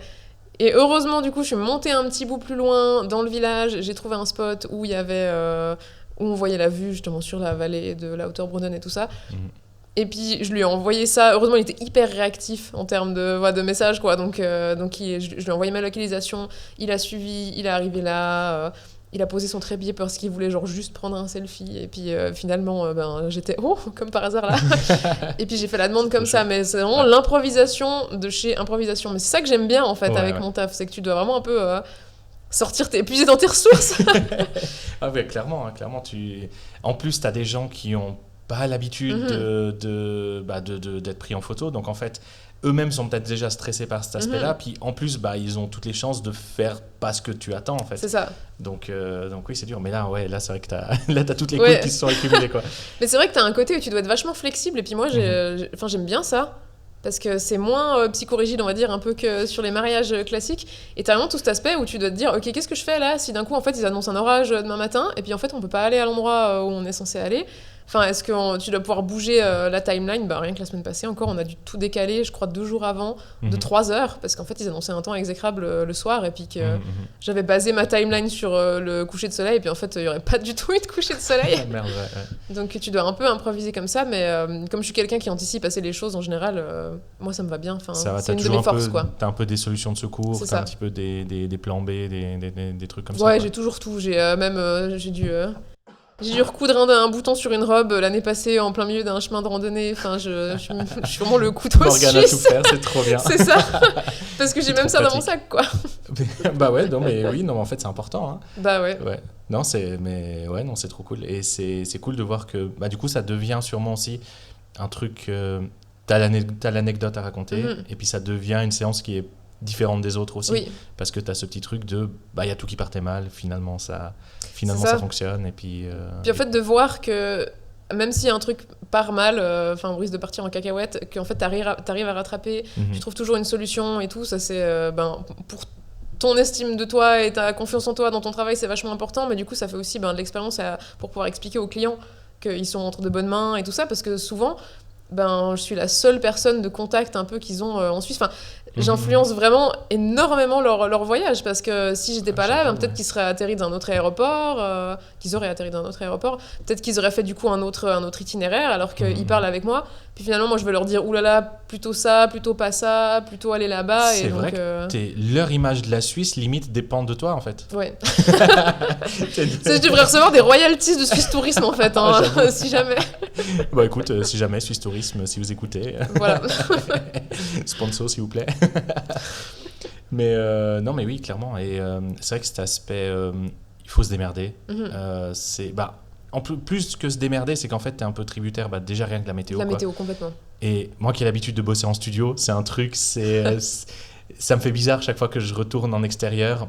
Souvent je prévois un shoot et merde, c'est pas les conditions qu'on voulait. Donc est-ce qu'on décale ou pas, machin. Et en fait, vu que je shoot quand même un peu moins souvent à l'extérieur, je me retrouve chaque fois confronté à ça et je suis en mode oui, non, mais en fait, c'est bien un studio pour ça. Ouais. Et donc, du coup, chaque fois, je suis un peu contrarié, en fait. Il y a un peu il y a un peu ce truc-là. Et non, mais c'est vrai que du coup, c'est une grande force, en fait, de pouvoir s'adapter et puis quand même réussir à faire quelque chose de fort et tout. Donc, non, c'est trop bien. C'est vrai qu'on est vraiment aux antipodes, nous deux, pour ça. Ah, parce que fou, moi, de justement, le studio, c'est tellement cadré et rigide. On va dire un peu que je galère beaucoup plus. Alors qu'il y a ce côté un peu imprévisible dans la météo qui fait qu'il y a toujours un peu un élément où tu sais pas exactement comment ça va sortir. Et j'adore, en fait, ça. Puis, tu dis ça, mais en fait, t'as monté un petit studio, mais même le studio que t'as monté, c'est de la lumière naturelle, donc en fait, tu restes tributaire de la lumière que tu as, de l'extérieur et tout, donc en fait... Mais même ça, au bout d'un moment, j'ai fini par me dire, en fait, j'ai fait le tour, tu vois. Ouais. Alors que oui, la météo, quand tu restreint. vas quelque part, ça peut toujours changer, et puis les lieux se renouvellent vraiment, quoi. Et les gens me demandent souvent, qu'est-ce qu'on fait s'il pleut ? Et moi je leur dis, à moins que les conditions deviennent vraiment dangereuses, genre des fois en montagne, on sait jamais, ça peut changer très vite, il y a un orage, il faut pouvoir... Les orages en montagne, il faut quand même faire gaffe. Voilà, c'est ça. Puis on a une responsabilité vis-à-vis de ça aussi. S'il pleut beaucoup, les chemins peuvent devenir vraiment casse-gueule. Donc moi j'ai toujours l'œil sur la météo, j'ai toujours les cartes sur mon téléphone, tout le tralala. Mais je suis vraiment là, en général, s'ils me disent ouais, puis s'il pleut un peu, qu'est-ce qu'on fait ? Est-ce qu'on décale ? Eh ben vous allez vous mouiller. C'est ça. Après, maintenant, j'ai changé ma manière de faire aussi, c'est que j'ai changé mes packages. Et du coup, quand tu me bookes pour 3 jours en fait. Dans le sens où on va faire l'élopement sur un jour, mais j'ai toujours le jour d'avant. Je m'engage à ce que le jour d'avant, j'ai rien, et le jour d'après, j'ai rien non plus. Ok, ouais. Comme ça, on peut jongler un petit peu si vraiment il y a des conditions qui font que ça va être la cata, quoi. Ouais, ce qui est un bon compromis en fait, et que tu laisses un petit peu de marge pour les clients. C'est ça, C'est une bonne idée. Ouais. C'est trop stylé. Est-ce que tu te rappelles ton tout premier client ? Alors, mon tout premier client... On va en restant un peu dans le mariage, vu que Ouais. là, on est un peu dans cette thématique-là. Ouais, alors, mais attends, mon tout premier mariage... Oui, je me souviens. C'était un petit mariage à Vevey, un petit civil comme ça, c'était très chouette. Parce que justement, il y avait... mais je sais pas, 20 invités, quelque chose comme ça. Ah, c'est tout Ouais. intimiste comme ça, c'est cool. Ouais. Et puis, on avait fait le civil à Vevey, et puis après... ils avaient fait l'apéro quelque part par là-bas, je sais plus où, mais c'était vraiment chouette parce que là, du coup, j'avais eu ce côté où j'avais pu plus discuter avec les gens aussi. Puis on avait fait une séance de couple à Grimizua. Oh, C'était toi qui m'avais recommandé le spot, je crois, en plus. C'est il me possible, semble. ouais. Un chant par l'avant en haut. Ça me dit quelque chose. J'avais fait un shoot il y a quelques années là-bas et du Ouais. coup, c'est vrai que c'était cool. Le coucher de soleil, il est sympa là-bas. C'était. Ouais, alors on Ouais. n'avait pas fait le coucher de soleil, mais ce qui était chouette, c'est qu'il y avait, c'est con, hein, mais il y avait un espèce de truc d'arrosage automatique pour arroser je ne sais quoi là, dans les champs, quoi. Et à la fin de la séance, j'étais là, est-ce que vous voulez aller en dessous, quoi, qu'on fasse des photos un peu en mode mouillé et tout. Et du coup, ils avaient fait ça et on s'était trop marré. Et C'est j'ai des trop photos bien. que j'aimais trop déjà parce que j'adore la pluie et puis ce côté un peu hyper romantique, là, les amants sous la pluie qui s'embrassent. Et du coup, on les avait mis là en dessous et c'était trop bien. C'est trop chaud en vrai. Et ouais, mais c'est marrant de voir que du coup, ouais, même sur tes premiers clients, t'as déjà ce truc d'aller chercher C'est ça. un peu une petite originalité, un petit truc, et c'est trop cool. Je vais pas arrêter de dire que c'est trop bien, mais du coup, en même temps, je kiffe ce que tu fais, donc voilà, c'est vite, c'est facile. Est-ce que t'as des trucs que t'as envie absolument de rajouter là je sais pas, sur les élopements, sur le mariage, sur... Je crois que c'est je sais bon, pas, là. t'as une anecdote à la con, je sais pas, t'en as déjà donné 2-3, mais... Est-ce que j'ai une anecdote à la con, des trucs comme ça ? Non, là, je crois qu'il n'y a rien qui me vient. Oh, c'est déjà pas mal, hein. Ouais. J'ai un petit jeu. Alors, j'espère juste que ça fonctionne. Tu m'as dit que t'écoutais un peu des podcasts, machin. Tu Oui. vois celui de Ken Kojandi un bon moment ? Pas du tout. Pas du tout. Alors du coup, ils ont un truc, c'est le multi-blind test. C'est un truc vraiment anti-autiste parce qu'en fait, il te fait écouter 6 musiques d'un coup et tout ensemble. Et toi, tu dois retrouver à l'intérieur les musiques et quand t'en trouves une, on les enlève. Alors du coup, là, on va pas le faire avec la musique, on va le faire avec des photos. Donc du coup, il y a 6 photos superposées et tu dois trouver les 6 photos. Ah ouais. Je mettrai, pour que ce soit visuel sur Ouais. YouTube, je mettrai le truc en question. J'enregistrerai l'écran. Ça, c'est vraiment... Là, on va vraiment m'afficher dans mon manque de culture photo. Non, c'est des photos connues Ouais. et tu les as toutes vues. Forcément, tu les as toutes vues. Alors, il y a un tableau de Van Gogh. Ouais. Je peux pas te dire le nom, par contre. T'as pas de nom ? Non, j'ai pas le nom. Globalement, c'est le plus connu. Hein, c'est Ouais, c'est la nuit étoilée de Ouais, Van ouais. Gogh, donc on est pas mal. On l'enlève. Il y a une photo de moi en fond. Effectivement, il y a une C'était photo trop de toi. facile. On la reconnaît assez facilement. Mais du coup, la photo pire stylée, Oui. on va l'enlever. Bon, bah là, facile. Hein, Là, ça devient plus facile. Hein. Notre petite Mona Lisa, là. Ouais, ok. Bon, là, du coup, là, on l'a tous vu, là au milieu. Tac. Elle est ici.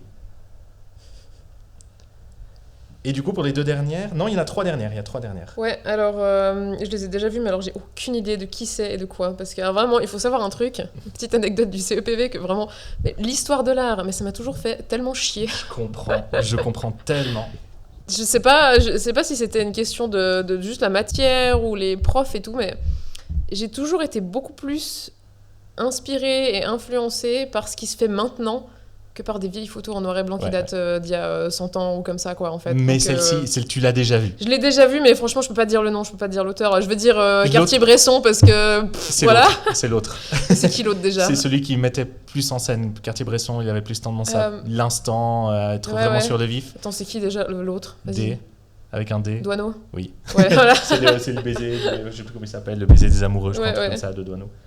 Et pour les 2 dernières, C'est quoi ça? tu Il y a les le as monstre déjà vues. du Loch Ness ou... Ouais, et puis l'autre, L'autre, je sais pas ce que c'est. tu l'as tellement vu que tu sais même plus on sait même pas que c'est une photo. Non mais enlève alors le monstre Non, du non, Loch non, Ness. non, il faut que tu saches ce que c'est. C'est les 2 en même temps, la dernière. Putain, mais j'en ai aucune idée. Je l'ai tellement vu que je sais pas ce que c'est. Ouais, tu l'as vu, je pense, pendant facilement une dizaine d'années, peut-être pas une dizaine d'années, mais facilement 5 ans, plusieurs fois par semaine. Je sais pas, le ciel quoi. Non, mais c'est très spécifique. Facilement 5 ans, Ouais. plusieurs fois par semaine. Dans quelle année? Début 2000. Début 2000. Peut-être. Oui, ouais, début 2000. Putain, mais j'étais gamine. Putain, il y a un lac là ou quelque chose? Mais non, ça c'est la photo d'en dessous. Non mais vraiment je sèche hein. On n'a pas tant de différence que ça, tu peux pas ne pas l'avoir vue celle-là. Je sais pas. Vraiment je sais pas. Si je te dis XP, Non. non, t'as pas du tout le fond d'écran de Windows XP, tu l'as pas. Oh mon dieu. Oui alors... Alors du coup, Ah ouais. elle est un peu croppée, mais c'est le fond Oh d'écran là de Windows là, XP. non, alors est-ce que moi j'ai eu Adobe XP? Mon père il avait sur son ordi, mais nous on a C'était commencé, Windows. c'était Windows. C'est quoi celui d'après? Vista. Non, non, t'as commencé sur Vista. Oh non, t'es aussi Oui. jeune que ça. Oh merde. J'ai déjà mis une brève de vieux. Oh, Voilà. je suis désolé. Et Mais du gros coup, boomer là, voilà. C'est toi qui t'affiches finalement. Oui, c'est ça. Mais du coup, c'était pire cool. Mais non, t'as vu, tu vois, tu les avais bien en vrai. Ouais, alors avec un peu beaucoup d'aide quand même. Hein. Bon, ça va, Douaneau vite fait, mais en fait tu l'as. C'est juste qu'il faut se rappeler un petit peu le nom des vieux. Franchement, comme ça. je t'ai dit, tu m'aurais pas d'idée, j'aurais même pas su te ressortir Douaneau, hein, je crois. Oui, mais tu l'as ressorti quand même. Sinon, si tu l'avais pas du tout, Ouais. tu l'as pas. C'était un petit test. On verra si c'est sympa ou pas, si on arrive à le rendre un peu intéressant. Mhm. Voilà. Bon, du coup, zéro transition. Tu préfères un monde sans musique ou sans livre? Sans. Mon- Attends. Attends, là, mon cerveau, il a fait un blackout. Alors, pour le monde, c'est tellement important les livres. Pour l'ouverture d'esprit et tout ça, je dirais clairement un monde sans musique. Oui, mais là, c'est toi Pour ce moi, que tu préfères. Je préférerais un monde sans livres. Faut savoir que c'est à peu près les 2 choses que tu préfères, je pense, Ouais. en dehors de la photo. Oui, ouais. Mais la musique, je pourrais pas. Franchement, je dis toujours, je suis photographe, mais je préférerais devenir aveugle que devenir sourde. Réellement, quoi. À ce point-là. Oui, Ah, tellement non. la musique, ça. Ouais, ça a tellement la l'importance musique, de la ça touche vraiment un truc en moi. Ouais. Que même la photo ne touche pas exactement, quoi. Pas avec la même intensité. vie. Ouais, le bug de cerveau. Ah ouais, non. C'est trop bien. Tu préfères porter uniquement des vêtements d'été en hiver ou des vêtements d'hiver en été? Uniquement des vêtements d'été en hiver, je On crois. est Ouais, dans le même team, hein. Ah non, alors avoir trop chaud, c'est pas possible. Hein. Ouais, clairement, hein, vraiment, on va direct dans le froid. Hein, C'est parce ça. que- Là, on Parce que tu as recommence des à vêtements vivre. d'été, tu peux en mettre. Non, t'as pas dit que tu pouvais pas mettre plusieurs couches hein, en soi. Ah, c'est vrai. 12 t-shirts. C'est ça. Je peux mettre un t-shirt autour des bras, tu vois. Attends, j'en ai encore plusieurs. pour rester un peu dans le thème mariage et tout ça, tu préfères à jamais vivre avec tes parents ou marier un inconnu et ne jamais pouvoir divorcer? Est-ce que mes parents vont regarder ce podcast? Je sais pas, je pourrais leur envoyer. Me marier avec un inconnu et jamais pouvoir divorcer? Ouais. Ouais, mais après, c'est pas parce que je suis avec que... Attention, ça commence déjà à négocier. C'est ça. Ah non, ça veut dire que tu vis avec, machin, il y a la totale. Hein. La petite Oui, famille, mais tout. après, je vais à des élopements et puis je vais faire ma Ah oui, vie. comme ça. Déjà... tu prévois déjà le petit truc, les chemins parallèles et... Ouais, c'est ça. Alors, s'il y a moyen de moyenner, je crois que je préfère être mariée avec un inconnu. Ah, c'est horrible. En vrai, c'est un peu le choix qu'avaient nos grands-parents. Hein. Donc voilà. Bah ouais. Est-ce que tu préfères ne plus pouvoir faire autre chose que chuchoter ou gueuler? Je pense que je préférerais pouvoir que chuchoter. Tu crois? Ouais, parce que pouvoir que gueuler, ça me pèterait les oreilles en fait. Je me supporterais pas moi-même. Moi qui ai une hyperacousie, c'est pas possible. Je comprends. Bon, pas pratique par contre sur les shootings. Hein. Ouais, j'avoue, c'est vrai. Dans la montagne là, déplacez-vous. Attends, j'en ai peut-être des pires. On va aller directement dans celle-ci. Tu préfères un monde socialiste mais en guerre ou un monde fasciste mais en paix? Oh, au secours. Ah mais non, mais c'est pas possible. Bah non, c'est le but, tu préfères. Il n'y a pas de... Bah, ça dépend à quel point on arrive à résoudre vite la guerre, vu qu'on est entre gens socialistes plus ou moins intelligents quand même. Sachant que ça veut dire, dans un monde socialiste, on s'occupe un minimum de tout le monde dans la société, tout le monde essaye de... Enfin, il n'y a personne qui est laissé pour compte, vraiment. Ouais, ouais. Le socialisme parfait, du communisme, Non, mais... ce serait vraiment ce que tu veux. Et si on prend un monde fasciste, c'est vraiment... Non, mais c'est pas possible, on a ça. épuré, on a... Voilà, quoi. Ouais, non. Bah, non. D'accord, donc même, tu préfères la guerre à la paix, quoi, en fait. Non, mais c'est affreux ton truc. Ah oui, c'est fait pour être affreux. Non, mais je suis assez d'accord avec toi. Mais ouais, le fascisme, c'est pas possible, quoi. En fait, on sera en guerre, mais de toute façon contre les fachos, donc... Voilà. Donc c'est assez vite résolu. Tu préfères avoir des relations sexuelles avec quelqu'un de extrêmement beau, mais tu le détestes profondément, viscéralement, ou avec quelqu'un que tu aimes bien, mais que tu trouves profondément moche? Alors, si on se base juste sur l'aspect sexuel, je pense que tu connais ma réponse. Je pense que je préfère un connard beau. Non, mais c'est pire qu'un connard. C'est la personne que tu détestes le plus sur Terre. Ouais, mais on va pas parler. Alors qu'en vrai, le moche, tu vas au McDo avant, tu vois, tu trouves un Ouais, peu des trucs. mais juste coucher avec quelqu'un que tu trouves vraiment affreux, c'est pas possible. Ah, ça c'est ta Voilà, take. Hein. c'est ça. Bah écoute, voilà, tu préfères les fachos. Ah oui, c'est Putain, c'est tu vas le vraiment pire. m'afficher de ouf dans ce podcast. Oh, mais je couperai ceux qui sont pas intéressants. Tu préfères qu'il n'y ait absolument personne à ton mariage ou à ton enterrement?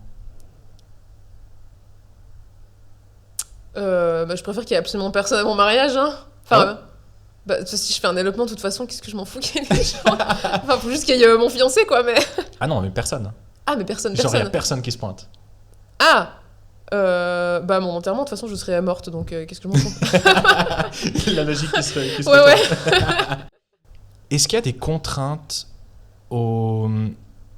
à ton activité, des contraintes qui sont vraiment de l'ordre, t'aurais eu besoin, je sais pas, d'aide pour quelque chose ou je sais pas quoi. Mhm. Vraiment, là, on retourne dans le côté comment fonctionne la société, tout ça, machin. Entre soit ce qui t'a amené à être indépendante, soit les difficultés qu'il y a dans le fait d'être indépendant. Est-ce qu'il y a quelque chose qui aurait pu mieux se passer et de quelle façon? Enfin, est-ce que tu as un peu des trucs là-dessus? Alors c'est clair qu'être indépendante, c'est pas forcément facile parce que tu dois t'imposer ta propre structure en fait pour travailler. Et normalement, moi j'arrive plus ou moins à être un peu structurée et puis à être en même temps assez chill, prendre ma pause quand je veux et tout ça. Mais c'est vrai que quand d'un coup t'as une période où t'es pas très bien, du coup t'as personne pour te pousser au cul en fait, et ça c'est vraiment un peu compliqué quoi. Donc je sais pas si je suis en train d'éviter ta question, mais Non, pas forcément. En fait, c'est ça. Je te connais pas mal, donc du coup, je sais que c'est un peu ta façon de réfléchir en termes vraiment individuels. Qu'est-ce que je peux faire parce qu'en fait, je suis dans ma matérialité personnelle et du coup, j'ai ces cartes en main. Qu'est-ce que je fais?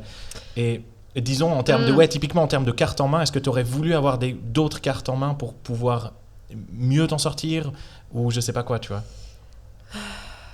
Ou si tu t'en es bien sorti, qu'est-ce qui a fait que tu t'en es bien sorti? Alors déjà j'ai un truc à dire par rapport à ça. Je pense que ce qui a fait que je m'en suis bien sortie, c'est le fait que je me suis formée au marketing et à la communication en 2020 du coup, quand il n'y avait pas autre chose à faire.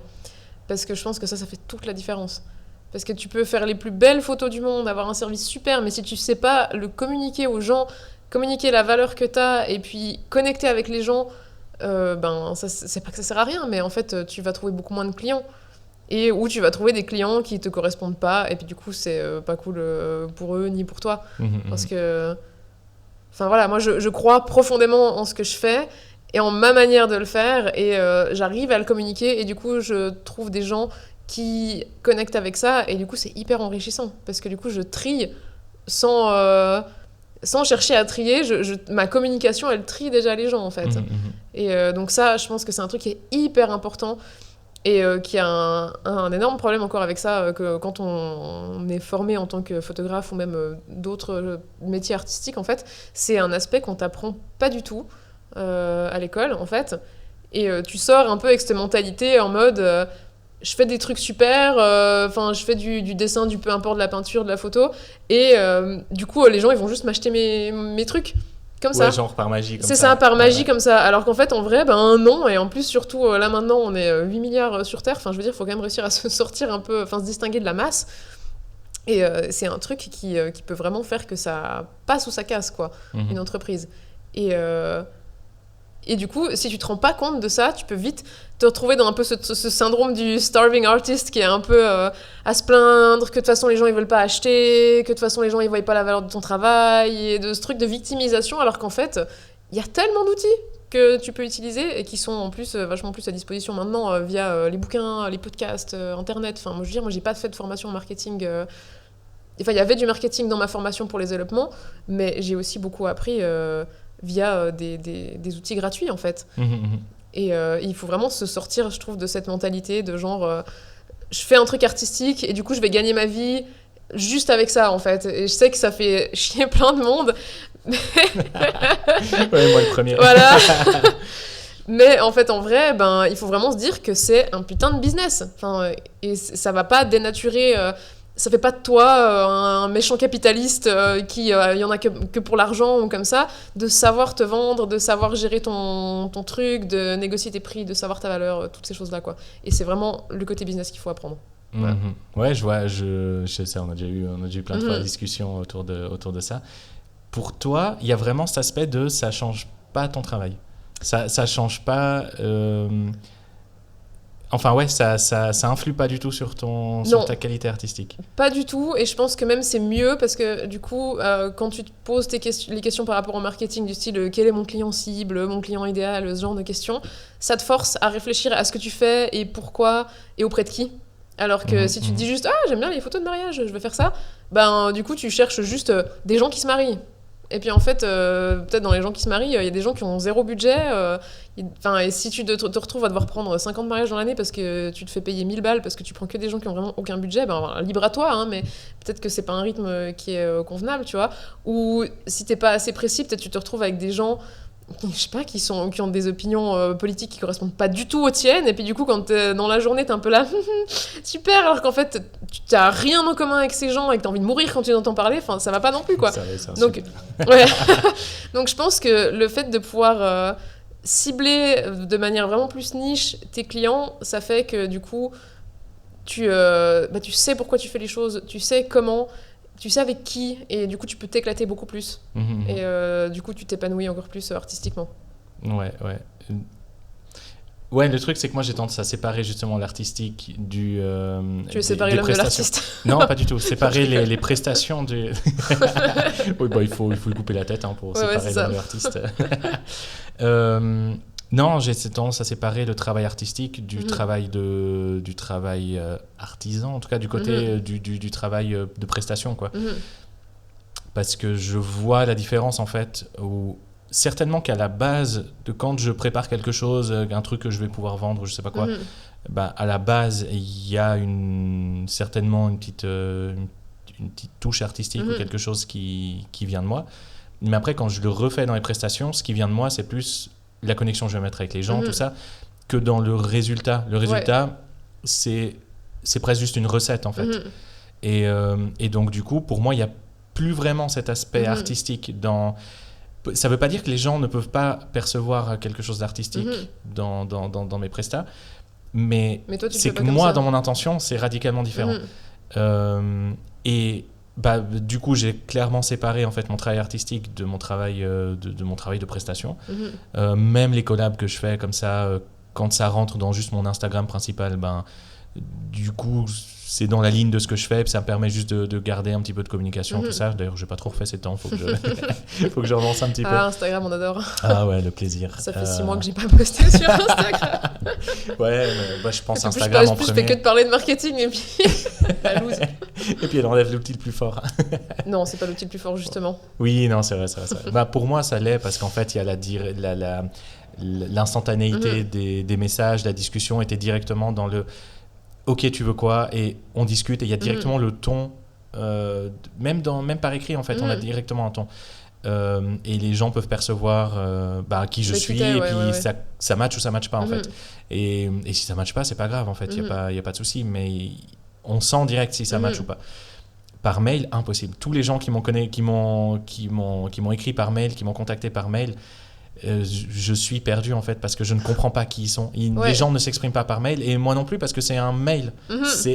Par le mail, je suis bloqué en fait. Ouais, en fait, tu peux vraiment casser ce truc-là, quoi. Moi, dans mes mails, franchement, pas ma signature, mais quand je dis le dernier truc, genre, je dis pas meilleure salutation, mais genre passer une bonne journée ou un truc comme ça. Je mets l'emoji avec les petites étoiles parce que tu vois, et genre je réponds, le premier mail c'est toujours your elopement in Switzerland -first info avec l'autre truc avec la petite étoile qui fait un petit truc comme ça en étoile filante. Je mets pas des emojis à chaque phrase, mais j'écris vraiment on dirait un CV LinkedIn. C'est ça, mais j'écris vraiment comme on écrirait sur WhatsApp en fait, où quand je leur réponds je leur dis je suis trop contente, super machin, enfin pour casser un peu ces codes des mails. Et puis c'est ça qui fait aussi que tu te distingues et qu'on voit ta personnalité déjà dès le début, parce qu'on devrait la voir en fait à chaque étape du processus. Ouais, je suis assez d'accord, mais du coup c'est super dur pour moi de le faire parce qu'en fait je suis dépendant quand même de comment écrivent les gens en face. Et j'ai l'impression que si... Je sais que pour toi, parce que du coup, toi, tu as toujours bossé par mail et tout ça. Et en fait, la plupart du temps, quand quelqu'un m'écrit un mail, je suis en mode, écris-moi sur Insta ou sur WhatsApp, en fait. Et comme ça, on peut discuter, on peut s'appeler, oui. Et là, comme ça, on a un contact direct. Mais en fait, j'ai un espèce de blocage avec le mail parce qu'en fait, c'est... Si je dois écrire une lettre à quelqu'un... Ouais, non, mais c'est pire que ça. C'est que c'est un entre-deux bizarre que personne n'utilise de la même façon et personne ne comprend de la même façon et que moi, du coup, je suis encore plus paumé. Et si je dois écrire une lettre à quelqu'un, t'écris une lettre, c'est ultra formel, t'as ce côté froid, machin, tout ça. C'est bon, c'est facile à faire. Ouais. Limite, tu mets rien de toi dedans, c'est juste des formules toutes faites, c'est facile. Écrire sur Insta, c'est facile parce que c'est juste moi transparent. Le mail, c'est pile entre deux. Et si tu mets la mauvaise dose... Tu vas vite rebuter quelqu'un qui... mais c'est que c'est des gens qui sont pas pour toi. Mais en fait, je suis pas sûr. Je suis pas sûr. C'est juste parce qu'à cause du mail, il y a ce truc de... Tu dois répondre aussi à plein de trucs en même temps. Ça te fait des gros pavés. Il faut prendre le temps de lire, machin, ça. C'est pour ça que j'utilise des mails, parce qu'il y a tellement d'infos. Mais justement... En tout cas, dans ce que je fais, tu vois, pour un shooting, je fais comme toi. Je fais aussi des fois sur Insta et tout... Et puis après je suis il y a toujours un moment où je leur dis on switch par mail, parce qu'en fait mes DM sur Insta, après ils se perdent en fait, et puis c'est pénible, donc non, je sais vraiment, pour cet aspect-là je suis assez d'accord. C'est vrai que du coup moi mes prestations c'est des shootings on est juste 2-3 peut-être, il y a quelqu'un qui vient en plus ou je sais pas quoi. L'organisation elle est plutôt simple, on n'a pas grand chose à discuter. Mais il y a ce truc il y a tout dans la conversation. Si tu veux chercher, tu as les outils de recherche, mots-clés, les images, machin. Mais dans les mails aussi. Mais dans les mails, il y a ce truc c'est dans quel mail, machin. Enfin, il y a un truc qui est un peu plus... c'est froid, puis les boîtes mail sont froides, j'aime Oui, pas, les boîtes mail sont froides, mais c'est vrai que alors moi mes mails sont tellement hyper structurés et tout, mais c'est vrai que le Du coup, premier c'est- mail quand on me demande pour un développement, le truc est grand comme ça quoi. Ouais, ça Parce que me tu me surprend réponds pas. parce que j'explique tout, mon approche, Mhm. mon truc, il y a des liens, mais après je propose directement un appel aussi justement pour casser ce côté Bien sûr, ouais. et puis qu'on puisse discuter en Mais face en à fait, face quoi. ça, vu que c'est quelque chose d'important, un mariage, en fait, les gens que j'ai eus pour des mariages, que maintenant je redirige ailleurs, ça a souvent été soit des gens qui me connaissent, Mhm. soit des gens qui on m'a recommandé. Mhm. Et donc, du coup, le seul truc qu'ils ont, c'est mon numéro de téléphone la plupart Ouais, du temps. ouais. Donc, en fait, on commence directement par s'appeler. Mhm. Et en fait, c'est plus direct, en fait. Oui, bah j'ai ouais. j'ai besoin de cette connexion-là, sinon... Mhm. J'ai ce problème-là avec quand on bosse avec Coralie, par exemple, c'est cool parce que du coup, elle est beaucoup plus dans le côté corpo et tout ça. Mhm. Et donc, elle écrit plus facilement des mails, machin. On Ouais, vient ouais. faire un ce matin et du coup, elle a beaucoup aidé pour ça. Mhm. Et parce qu'en fait, moi, je suis en mode, mais moi, j'ai envie de lui dire, oui, bon, vas-y, on s'appelle et on discute et puis je te file les infos, puis voilà, c'est bon. Ouais. Mais en fait, il y a besoin de cette structure et les autres en face attendent ça. Puis moi, je suis en Mhm. mode, non, mais tu peux pas faire, on peut pas faire plus chill. Oui, mais ça Et- dépend vraiment de qui t'as en face, de quel Mais type ouais, de c'est client ça, c'est aussi, ça. quoi. Et puis moi, les types de clients, c'est des gens globalement de mon âge, tu vois. Mhm. Donc on est un peu tous dans ce truc de oui, bon, les mails, ok, on n'a pas besoin de ça en fait. Et, C'est hyper drôle parce que moi aussi j'ai que des gens de mon âge ou à peine plus âgés quand ils se marient, mais Oui, mais c'est vrai, c'est vrai. ça me fait pas. Ouais, je crois que moi j'ai vraiment désacralisé le mail dans ma tête. Mais en hein. fait, il est pas sacralisé, Donc, il est juste chiant. Mais non. Mais pour moi, il est juste chiant quoi. Ouais. Et même dans la recherche d'infos, en fait, j'ai pas ma boîte mail ouverte tout le temps, tu vois. Mhm. Alors que si je prends mon navigateur, j'ai les onglets sur le côté avec les réseaux sociaux, WhatsApp et tout. Ouais, Et donc j'ai juste un bouton à cliquer pour arriver dessus. Ouais, mais justement, tu vois, comme Instagram, pour moi, c'est aussi un truc de loisir. Ça me saoule d'avoir du travail dessus parce que t'as quelqu'un qui t'écrit, puis qui te répond, puis c'est tard le soir, puis tu te dis ah putain, est-ce que je te réponds pas maintenant, tu vois. Alors que les mails, moi, je fais vraiment ce truc en mode. C'est dans mon contrat, c'est 72 jours ouvrables, je vous réponds, et puis je peux les laisser de côté. Alors après, je check vraiment très régulièrement dans la journée ma boîte mail, mais en vrai, c'est vraiment un espace à part. Comme ça, je peux un Ouais, peu déconnecter mon cerveau, tu vois. C'est vrai que j'ai rarement eu en fait des gens qui respectent pas ça. Mhm. Parce que justement, vu qu'on a ce truc de... on est à peu près d'égal à égal, Mhm. on essaye vraiment... Enfin, moi, ce que j'essaye de faire, c'est vraiment que si tu viens chez moi, tu te sentes pas ce Mhm. truc de... Ah, t'es tout petit, tu vas chez le photographe qui Oui, non. impose et machin, tout ça. Je suis plus dans ce truc de viens en discuter. Ouais. Mais du coup, ça fait que les gens, ils ont le respect de base de oui, non, à 22h, j'évite d'écrire, quoi. Ouais, alors Et après, puis- moi j'ai que des clients qui sont dans une autre time zone, Et c'est ouais, encore c'est différent. ça, c'est ça, Je c'est reçois ça. toujours des mails à des heures pas possibles. Oui, ouais, effectivement. Mais du coup, tu limites ça, pas vraiment. Non. Moi je non. réponds. En fait, moi je pars du principe que les gens ils sont adultes et que pour n'importe quelle messagerie, s'ils veulent pas être dérangés, mais ils ont juste à mettre leur téléphone sous silencieux ou à pas regarder en fait. Mhm. Donc les mails, je vais répondre Donc à toi, tu n'importe réponds quelle dans heure. tes heures. Moi, Ouais. franchement, d'un coup, si c'est 23h et puis que je reçois une demande de malade que je crève d'envie de la voir, mais ça m'est déjà arrivé que je venais de poser mon ordi, puis j'avais regardé ma petite série le soir, je me suis brossé les dents, je me repose dans mon lit, je check vite mon tel, je vois que je reçois le mail, ça m'est déjà arrivé de me relever et de reprendre Mais du coup, et tu de vois. répondre à ce moment-là, parce qu'en plus, je sais que pour eux, c'est 17h ou quelque chose comme ça, tu vois. Mais c'est la barrière que tu disais de justement, tu veux pas être dérangé le soir comme machin parce que justement Instagram, il y a ce truc. Oui, de... non, mais parce que Et vraiment, en fait, je me sens tu le plus fais quand même, obligée tu de répondre, je pense, sur Insta. alors, On va dire, ouais. alors que les mails, je l'ouvre, je le lis, puis je me dis... Voilà. C'est- Ouais, tu vois. moi si je fais ça, je l'oublie en fait. Ouais. Et alors que les messages Insta, en fait, si je veux pas répondre, je réponds pas. Mhm. Et du coup, plus simple, je l'ouvre pas Mhm. parce que tu peux le lire sans l'ouvrir. Et du coup, tu l'as toujours là. Puis le Oh, ça me lendemain, stresse. il est là, tu vois. Ouais, mais Le petit 1, là, ça me stresse. Ah ouais, d'accord, ok, t'as ce truc-là. Ouais, même moi, je l'ai pas du tout, en fait. S'il y Ouais. a un message qui est pas répondu, c'est pas grave. Mais là, en fait, c'est aussi parce que j'ai pas mal de temps dans ma Mhm. journée, donc il y a toujours un moment où je vais répondre, en fait. Et si j'ai pas répondu dans la journée, ou pire, le lendemain, quoi.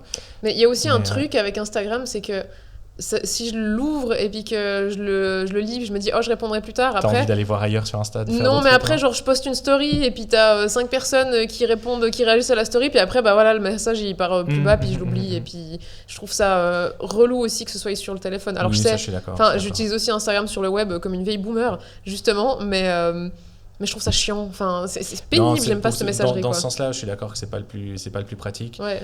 Euh, Après, t'as un peu des outils, t'as un peu des trucs pour les garder en haut. Tu peux séparer un peu entre les messages. Genre général et principal. J'ai toujours pas compris la différence général principal. Je te laisse, c'est quoi votre. Général, tu reçois pas les notifs. Ok. Et principal, tu reçois les notifs. Donc Ok, vrai, techniquement, faudrait passer plus de monde dans le général. Ouais. Et puis avoir vraiment les importants. Tu peux marquer les messages importants aussi. Ils ont une petite icône orange et que tu peux, comme ça, tu peux les retrouver. Enfin, 2-3 petits trucs. Mais. J'ai pas le temps de faire ça. Oui, non, mais bien sûr. Mais typiquement, moi, je me sens la même chose avec un mail, tu vois. Avec un mail, je suis en mode, il y a tellement de trucs à mettre en place, alors que, Pardon. Ouais, t'inquiète. Avec un mail, je me sens la même chose, où justement, j'ai l'impression d'avoir tellement de trucs qu'il faut mettre en place pour que ça fonctionne, que je suis en mode, Insta et WhatsApp, ça fonctionne très bien. Ouais, alors c'est vrai que le tout début, tu dois un peu peut-être rentrer tes comptes et tes machins, voilà, mais après, je trouve que c'est plus large, t'as plus de place, Ça, moi, ça me permet, moi qui aime bien écrire beaucoup, ça me permet vraiment de m'étaler, quoi. Parce que franchement, si j'écrivais le mail, l'équivalent du mail dans Instagram, je pense que les messages, ils seraient longs comme ça. Non, les pavés, pour regarder les liens, les trucs, c'est pas possible, tu vois. Donc, ouais, non, c'est vrai que t'as aussi plus d'infos à transmettre et tout, mais c'est marrant de voir un petit peu la différence. Ouais. Et puis, en fait, c'est ce truc, c'est que quand je rentre dans le côté plus business, j'ai vraiment profondément l'impression de transformer mon travail au point où ce n'est plus en fait moi, c'est les impératifs pour faire de l'argent. Oui. Et c'est là où moi je sens une grosse différence. Toi, tu as de la chance que ça matche, les deux vont dans la même direction. Truc, Mais moi, ça va pas dans la même direction. Vraiment, c'est même limite, c'est opposé. Et donc, du coup, je suis freiné par ce truc-là parce que ça me met en tension directement. Quand je fais quelque chose qui est pour la thune, je perds complètement l'intérêt de le faire. Presque l'intérêt de le faire, tu vois. Et il y a vraiment ce truc, c'est marrant de voir les gens qui, justement, n'ont pas cette tension-là. Ou alors, s'ils l'ont, comment ils arrivent à la résoudre. Toi, tu l'as pas, donc t'as pas à la résoudre, en fait. Mais c'est marrant, ça me fait penser à quelqu'un qui me disait, il y a pas longtemps, qui est photographe de mariage, puis qui disait, mais moi, je me vois pas comme une artiste. Parce que, C'est la peine d'avoir les photographes de mariage comme des artistes. Parce que voilà, ça rentre quand même dans la photo commerciale, en fait. Enfin, c'est vraiment un truc un peu entre deux, comme ça. Et moi, j'étais là, pour moi, je me considère comme une artiste, clairement, parce que je fais pas juste la photo, les photos de groupe, clac-clac, et puis le truc, je réfléchis tellement à comment je prends mes photos, à comment même dans tout le processus, comment tu fais en sorte que les gens, ils soient tellement à l'aise qu'ils t'oublient dans ce moment qui est tellement intime. Comment tu fais, c'est ça qui me passionne en fait dans mon travail, on va partir sur une tangente, mais comment tu fais pour faire en sorte que les gens, ils te laissent rentrer dans leur intimité, en fait, et comment capturer ça, en fait. Moi, c'est vraiment ce truc-là, c'est vraiment le truc que je veux le plus gratter dans les développements, en fait. Et du coup, c'est ça, dans tout le processus, déjà, d'apprendre à les connaître et tout ça, il y a tout ce truc-là. Il y a tout ce côté de faut qu'il te fasse confiance, faut qu'il soit en mesure de s'ouvrir à toi sur le moment. Et c'est ça qui fait, ça participe du coup à comment je vais pouvoir prendre mes photos. Et puis moi j'ai vraiment j'ai plein d'influences quoi, en termes d'images, on repart en Harry Potter, les films genre Orgueil et Préjugés, ce genre de choses. Et ça c'est clairement une démarche qui est artistique en fait, parce que je fais pas juste des photos de hop le bisou en face, le machin comme ça, hyper carré. Donc pour moi oui, ce que je fais c'est les gens m'engagent pour mon œil artistique aussi. Et pour la prestation, voilà. Mais pour moi, c'est comme on disait, c'est vraiment un gros tout, en fait, tu vois, qui ne se sépare pas. C'est quoi l'art pour toi, du coup ? Julie m'a posé la même question la semaine passée, et du coup... ah mon Dieu, au secours. Mais du coup, c'est intéressant. Alors, c'est vraiment pas exhaustif comme réponse, je pense, mais pour moi, c'est prendre plein d'inspiration. Et quand je dis inspiration, ça peut être autant des choses dans le passé, ou des films, des sensations, peu importe en fait, prendre des choses qui te touchent, y compris typiquement pour moi l'histoire d'amour des gens en face de moi, les paysages et tout ça, et en créer ton propre truc à propos de ça, comme pas à propos de ça. Prendre tout ça et ressortir toi autre chose en fait, en ressortir ta propre vision. Donc c'est vague, hein. C'est vague, ouais. Qu'est-ce qui différencie du coup ? Parce que là, pour moi, ce que tu décris, c'est de la créativité. Mais du coup, pour moi, il y a une notion radicalement différente entre la créativité et l'art. C'est que du coup, pour moi, dans l'art, il y a vraiment une notion de... T'as vraiment quelque chose à dire, tu vois. Il y a un message il n'y a pas forcément besoin que le message soit explicite, très précis ou je sais pas quoi, mais il y a au moins un truc qui émane de je sais pas, un truc un peu viscéral, tu vois.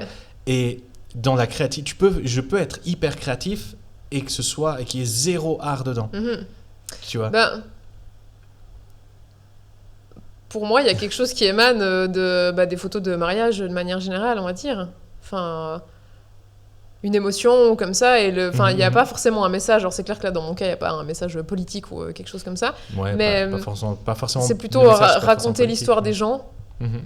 Mais sauf que pour moi, c'est pas justement juste du reportage, parce que si tu fais juste du reportage, je sais même pas en fait, est-ce que ça existe juste du reportage? Parce qu'en fait, on a tous tellement notre vision que. Pour moi, pas. Pourquoi un reportage, en fait, même si typiquement, tu n'as aucune idée comment faire un reportage, tu es obligé de cadrer d'une certaine façon. Donc, en fait, tu as de toute façon un regard sur le truc. Et donc, c'est ça. Ton regard, on peut le voir, en fait, comment dire, encore plus, j'ai l'impression, chez les gens qui n'ont pas forcément beaucoup de technique, c'est qu'ils vont se concentrer sur des trucs précis et ça va dire énormément sur eux-mêmes, en fait. Je sais pas, typiquement pendant un mariage, si tu regardes plus la coiffure de la mariée et puis je sais pas, et puis sa robe et tout ça, ou si tu regardes plus ses invités, ou si tu regardes plus, tu vois, ce qui ressort le plus dans les photos, j'ai l'impression que ça dit beaucoup sur ce qui intéresse la personne, tu vois. Et donc du coup en fait ton regard il est jamais neutre. Mais en fait c'est subjectif. Typiquement dans le reportage, j'ai de la peine à voir le reportage comme quelque chose d'artistique. Pourtant tu peux en faire des expos, tu peux en faire quelque chose, ça dépend de l'intention. En plus avec un message politique, tu peux avoir vraiment un reportage avec un message politique, mais c'est non plus pas ça qui fait que c'est artistique. Et donc du coup là, c'est ça. Mais c'est l'intention, je pense aussi, beaucoup, tu vois. Et pour moi, mon intention, c'est vraiment de prendre l'histoire des gens et les prendre eux, et d'en faire ressortir quelque chose de puissant et d'intense et qui raconte une histoire. Et du coup, pour moi, ça, c'est ma forme d'art, en fait. Ouais, je comprends ce que tu veux dire. Mais du coup, vu la distinction que je fais, la nécessité de faire de l'argent avec ça détruit complètement l'intention artistique. Parce que si c'est guidé par un besoin de faire de l'argent et pas un besoin d'exprimer quelque chose, en fait, c'est profondément ça qui, moi, fait la différence entre l'art et... moi, c'est les deux en même temps. Mais justement, toi, c'est que ça match. Donc, du coup, t'as pas eu besoin de te poser la question. Pour toi, c'est genre, oui, c'est ce que je fais, c'est bien, ça me plaît et c'est artistique. C'est ça, c'est juste que ce que j'adore faire et tout ce que je viens de dire là, je peux pas le faire gratuitement parce que on vit dans une société capitaliste où, en fait, on doit payer nos factures. Ça, je dis donc, pas voilà, c'est plutôt ça, mais ouais, en soi, c'est vraiment pas quelque chose que je sépare parce que j'y pense pas du tout à l'argent, en fait, quand je suis sur le moment et tout. Je suis vraiment dans ce truc où ça me touche tellement profondément que je peux être à 2000% dans ce processus créatif, en fait. Alors que, je me suis déjà retrouvé. Pour moi, c'est juste la transaction qu'il y a derrière, basta, enfin voilà. Et perso, je me suis déjà retrouvé sur des shoots où t'es en mode pense à la thune. Mais ça, c'est plus dans des trucs. Ça. Notamment des trucs corpo, des trucs où justement t'as pas. Qui te correspondent pas. Qui me correspondent pas, mais qu'en fait, t'en as besoin, tu vois. Et c'est ça ce truc, c'est que quand t'es guidé par le besoin, mais le besoin matériel, pas le besoin personnel. Si personnel, mais vraiment la différence entre le besoin d'argent parce que c'est ça qui te fait vivre et le besoin d'exprimer un truc parce que tu crèves si tu l'exprimes pas. Il y a vraiment ce truc là un peu de et pour moi c'est vraiment il y a vraiment une ligne, il y a un mur entre les deux. Et quand tu passes le mur, tu t'as passé le mur, en fait. C'est quasiment deux trucs qu'on peut pas comment on dit, qu'on peut pas mélanger. On peut pas réconcilier, C'est pas même pas. Je veux pas les réconcilier. Je veux en fait, j'ai envie que ça reste séparé. Pour moi, c'est important. C'est marrant parce que typiquement dans la photo de mariage, si tu fais de la photo de mariage juste pour la thune, parce qu'on dit c'est toujours le truc qu'on entend en mode il faut faire des photos de mariage si tu veux tourner en tant que photographe parce que c'est le seul secteur où t'as vraiment c'est le plus accessible et qui fait le plus de thunes, oui. Voilà. Et en fait, si tu fais de la photo de mariage juste pour l'argent, mais tu dures tellement pas long. Parce qu'en fait, en vrai, c'est tellement un milieu où... alors que moi, c'est encore différent, mais c'est un milieu où tu bosses tous les samedis, où tu rates tellement d'événements personnels, je pense, d'anniversaires, de trucs avec ta famille et tout ça. T'as un rythme qui est HS pendant genre 3 mois de l'année. C'est hyper saisonnier, donc tu blindes de ouf ton schedule, ton agenda, ton emploi du temps.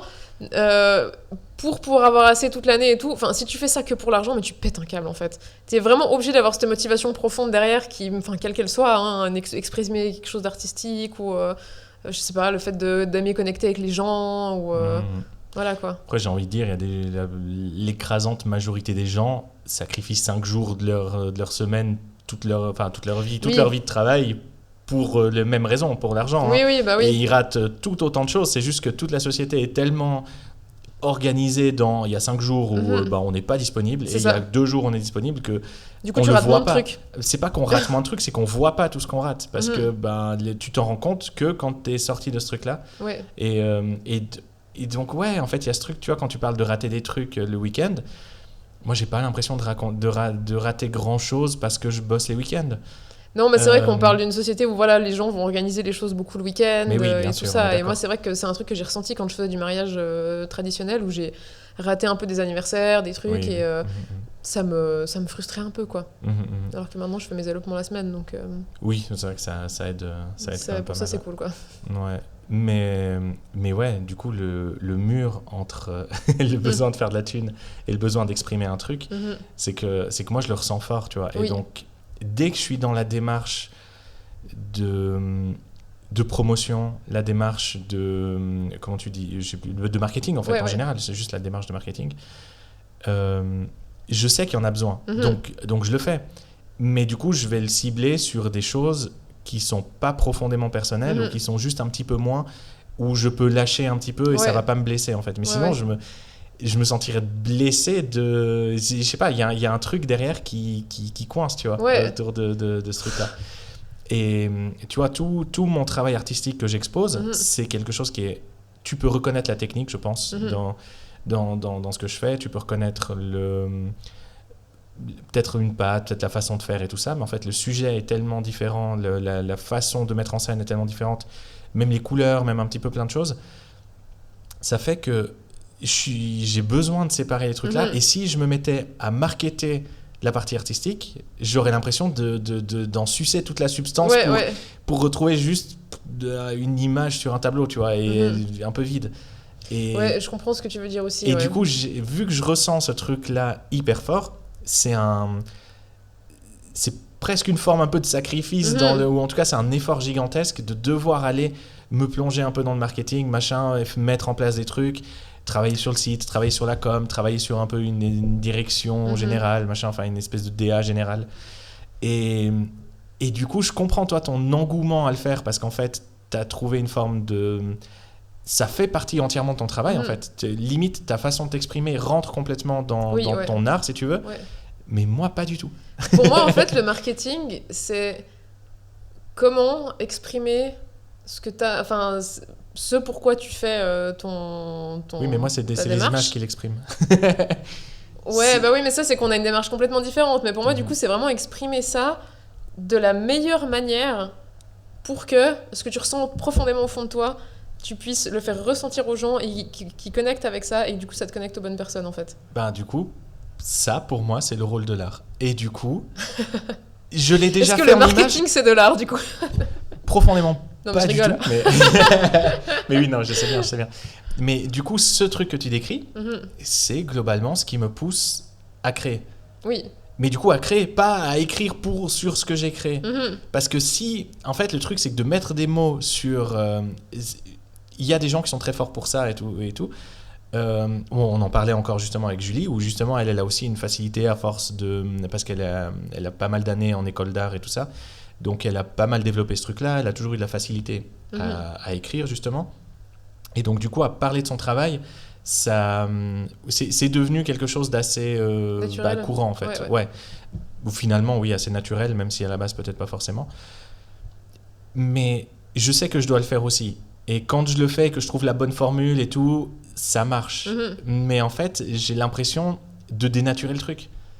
Parce qu'en fait, ce que je dis, ce que j'ai envie de dire est contenu dans ce que je produis. Parce que c'est le but de pourquoi je le produis. Oui. Et donc, du coup, c'est comme si tu vas au cinéma, puis tu as quelqu'un qui dit, bon, bah alors là, dans la scène, alors il s'est passé ça, puis si jamais il s'est passé ça, puis là, il y a encore eu ça. C'est vrai que toi, le résultat, c'est vraiment la photo. Je sais pas comment dire. Enfin, ce que tu veux produire. Alors que moi, il y a presque... il y a les photos qui sont le résultat. Mais il y a la prestation Il y a qui rentre tout dedans. ce qu'il y a derrière et toute Ouais. l'expérience et comment les gens ils vont se sentir. Et vraiment, je suis vraiment à fond sur ce truc de comment les gens vont ressentir, comment ils vont passer leur journée, qu'est-ce que ça va à quel point ça va les faire vibrer, les paysages et tout ça. Et du coup, je pense que ça, c'est important de l'expliquer. Et ça fait que les gens, ils ont une vision peut-être différente par rapport à mes photos vs les photos de quelqu'un d'autre. Ouais, ça, Et puis du coup, les gens vont aussi acheter le truc global, en fait. C'est ça. Mais après, moi, je fais des photos en studio. Dans mes photos artistiques, la plupart du temps, tu passes un bon moment que si t'es intéressé par le truc. Donc en fait, je travaille surtout avec des gens qui sont dans une esthétique un petit peu dark, dans des trucs un petit peu qui sont touchés en fait par l'esthétique que je propose, parce que si je prends quelqu'un qui n'est pas là-dedans, ça va pas, plus que ça va pas matcher, la personne va vraiment passer un mauvais moment en fait. Pour décrire un petit peu les gens qui connaissent, il y a vraiment ce truc de t'es emballé dans un tissu, il y a vraiment ce truc un peu oppressant, et c'est le but de faire ressentir cette espèce d'oppression en regardant l'image en fait. Quand tu te rends compte de ce qui se passe sur l'image, t'as cette sensation, en tout cas légère, ou c'est vers les gens plus sensibles qui l'ont assez fort, de suffocation, mais ça veut dire qu'en fait la personne, il y a une part un petit peu de ça. Donc là, comme je le décris, on dirait que c'est un truc horrible et tout ça, alors qu'en fait j'essaye que ce soit quand même assez esthétique et tout. Je mettrai les liens et tout, mais c'est pour dire, c'est quand même mais en fait c'est comme la rando, tu dois fournir un effort pour y aller. Et quelqu'un qui a pas envie de faire de rando, tu l'emmènes pas en montagne. C'est ça. Et donc la même chose, quelqu'un qui est pas touché par mon esthétique, je veux pas travailler avec en fait. Et je dirige là ou le dirigerai vers d'autres projets. Je sais plus pourquoi j'arrivais là-dessus. Oui, parce que tu parlais de l'expérience de l'expérience du shooting. Mais en fait, l'expérience du shooting, elle est juste nécessaire pour arriver au résultat. Oui. Je prends pas les gens pour dire hey, viens, je vais t'emballer dans un tissu, tu vas passer un super moment. Ça marche pas, tu vois. En fait, limite, la prise de vue, elle est pénible, même pour moi, en fait, parce que en plus, je duplique les gens. Donc, en fait, il y a vraiment ce truc, il faut refaire les photos plein de fois pour une seule photo. Et c'est pas refaire la photo, c'est incarner chaque personnage de la photo.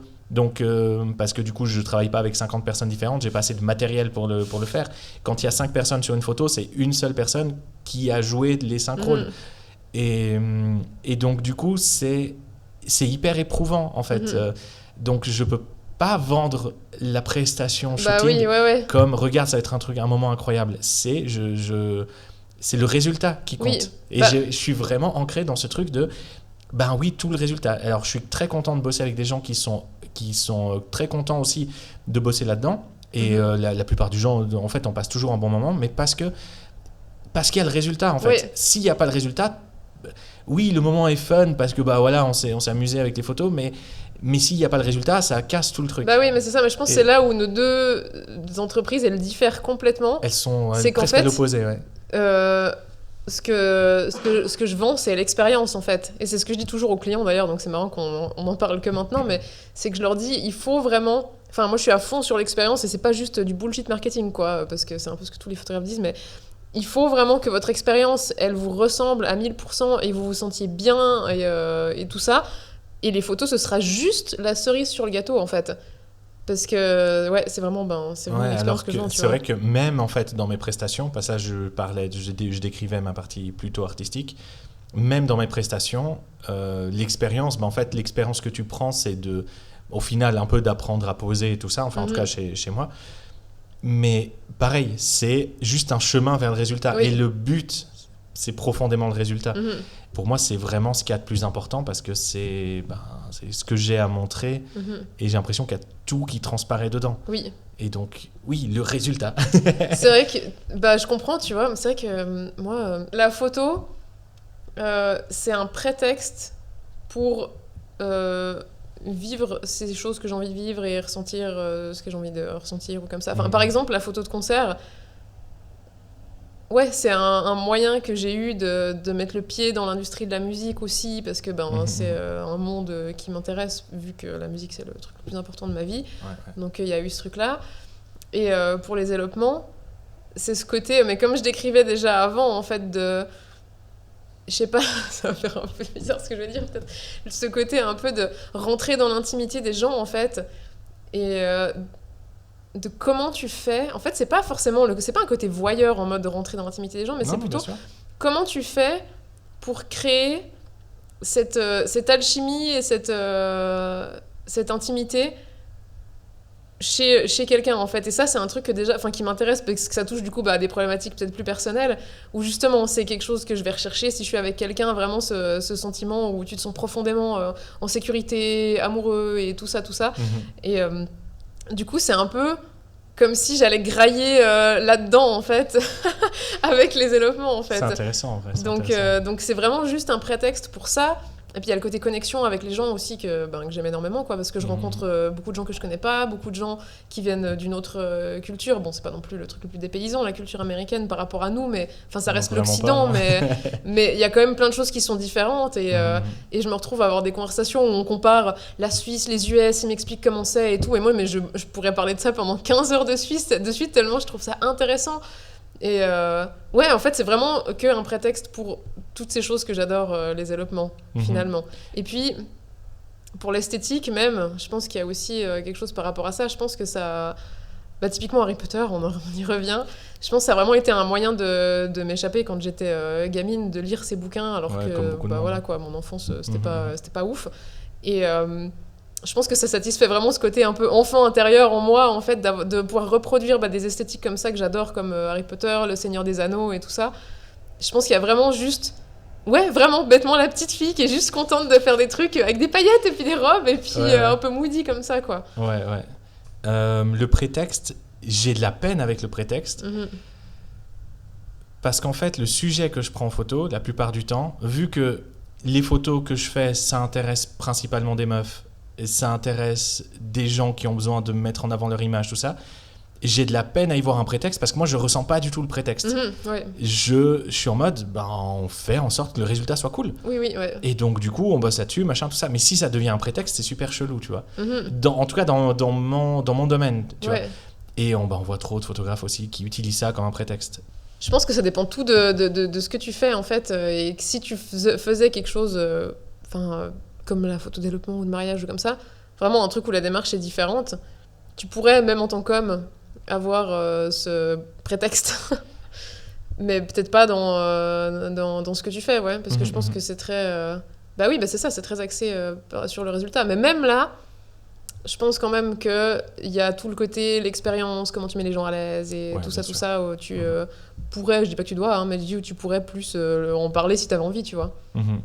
Enfin, en parler, dans quel sens tu veux dire ? Dans le sens sur Instagram ou comme ça, tu vois, ou pour... Ouais, le truc, c'est qu'en fait, ma façon de mettre à l'aise, c'est d'expliquer aux gens ce qu'ils doivent faire. Et en fait, c'est la meilleure façon de les mettre à l'aise parce que les gens sont, la plupart du temps, mal à l'aise parce que juste, ils savent pas ce qu'il faut faire. Bien sûr. Et donc, en fait, le truc magique que je fais, c'est que je leur dis quoi faire.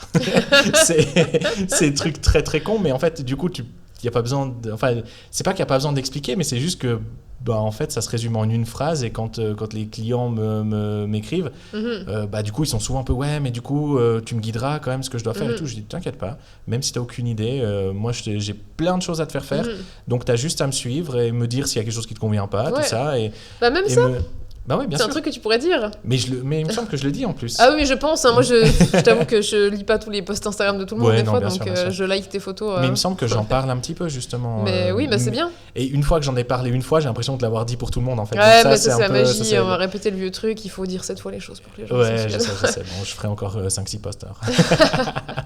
Mais non, mais oui. Mais c'est vrai qu'en soi, tu vois, les gens arrivent avec cette question de comment tu vas faire. Et typiquement, moi, mon site internet qui est rempli d'un milliard d'informations, le but, c'est de répondre aux questions des gens avant qu'ils les aient. Et même dans tout mon processus, j'essaie de faire en sorte qu'ils se sentent tellement... qu'on prend soin d'eux à un level où, limite, ils n'ont même pas besoin de poser les questions parce que tous les trucs, j'ai déjà anticipé. Et du coup, c'est hyper rassurant, tu vois. C'est ça que j'essaie de faire aussi je comprends. Tout mon process. En fait, ce qui est bien dans un contexte d'éloignement, de mariage, tout ça, surtout que en fait, tu vas répéter un peu souvent le même travail, Mhm. mais dans des endroits tellement différents que justement les contraintes. Tout est On différent parlait- à chaque fois, quoi. Justement, on parlait des contraintes météo, des Mhm. contraintes infrastructure, typiquement une télécabine qui est en panne ou je sais pas quoi, Ouais. tu dois complètement transformer ton shoot. Alors que moi, le contexte reste souvent le même, Mhm. le lieu, le décor, tout ça, parce que je bosse en studio. Alors après, on peut beaucoup moduler des choses et tout ça, changer des couleurs, machin, mais en fait, une fois que tu as fait les 7 couleurs de l'arc-en-ciel, tu recommences, quoi. Enfin, voilà. Mhm. Et j'ai l'impression de recommencer une semaine de travail. Ouais. Tu sais, vraiment genre de refaire la même tâche continuellement, tout le temps. Et ce truc-là, je dois trouver des moyens pour combattre en fait cette sensation de juste refaire tout le temps la même chose, quoi. Bah, tu vois, je pense que c'est pour ça que mon studio, j'ai fini par arrêter aussi. Parce que, comme je te dis, j'avais l'impression de. Pourtant, alors, dans mon studio, je faisais vraiment. J'accueillais les gens, on se buvait un thé, un café, on prenait des fois, on passait 2h30 à discuter pour genre 30 minutes de shoot. Enfin, Ouais. il y avait vraiment tout ce côté expérience aussi que j'aime bien, que j'ai essayé de remettre là-dedans. Mais même là, finalement, au bout d'un moment, j'ai l'impression d'avoir fait le tour, quoi. Ah, mais c'est Tu vois. c'est intéressant. C'est vraiment, je pense, toi, en fait, c'est vrai que l'environnement, ça permet vraiment ce que toi, tu développes. Mhm. Et moi, mon environnement fait que je développe aussi d'une autre façon, qui est, Mhm. d'ailleurs, beaucoup plus centré sur le résultat, parce qu'en fait, ce qui va me permettre d'apprécier si j'ai l'impression d'avoir fait la même chose ou pas, c'est vraiment de nouveau, c'est le résultat, en fait. La séance pourrait se passer exactement de la même façon. Tant que les photos sont différentes à la fin, ça me va, tu vois. Oui, ouais. Et après, différentes, le truc, c'est que vu que je travaille avec des gens différents, et forcément, les photos seront Mhm. différentes. Les gens ont quand même des choses. Même en les guidant le plus précisément possible, ils ont toujours un petit truc de Mhm. différent. Et c'est là où on retrouve un peu la personnalité profonde des gens Oui. et tout. Et c'est là où c'est intéressant, en fait. Et que ça se distingue, en fait. Oui. Par contre, la même personne, ça va me saouler fois 1000 de refaire le même setup. Bien sûr, de ouais, refaire... de refaire les mêmes photos, pas les mêmes photos, mais de remettre en place le même fond, les mêmes trucs, avec limite les mêmes tenues, pas les mêmes tenues, mais justement, on va varier les tenues, on va varier un peu l'ensemble quand il y a des gens, parce que j'ai des gens qui viennent toutes les années faire leurs petites séances et tout, Mhm. et on essaie de trouver un nouveau truc à chaque fois.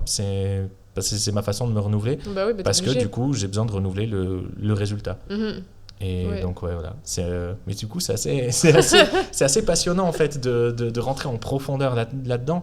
Parce que des fois, typiquement sur les réseaux, on peut les changer que juste avec une ou deux phrases en disant oui, moi comme ci, moi comme ça. Mais là, d'aller gratter un peu plus dedans, je trouve que c'est assez passionnant. Ouais, voilà. Mais surtout qu'en plus, on est tellement aux antipodes pour tout, à peu près, c'est hyper drôle. C'est marrant. Est-ce qu'on est vraiment les deux de gauche?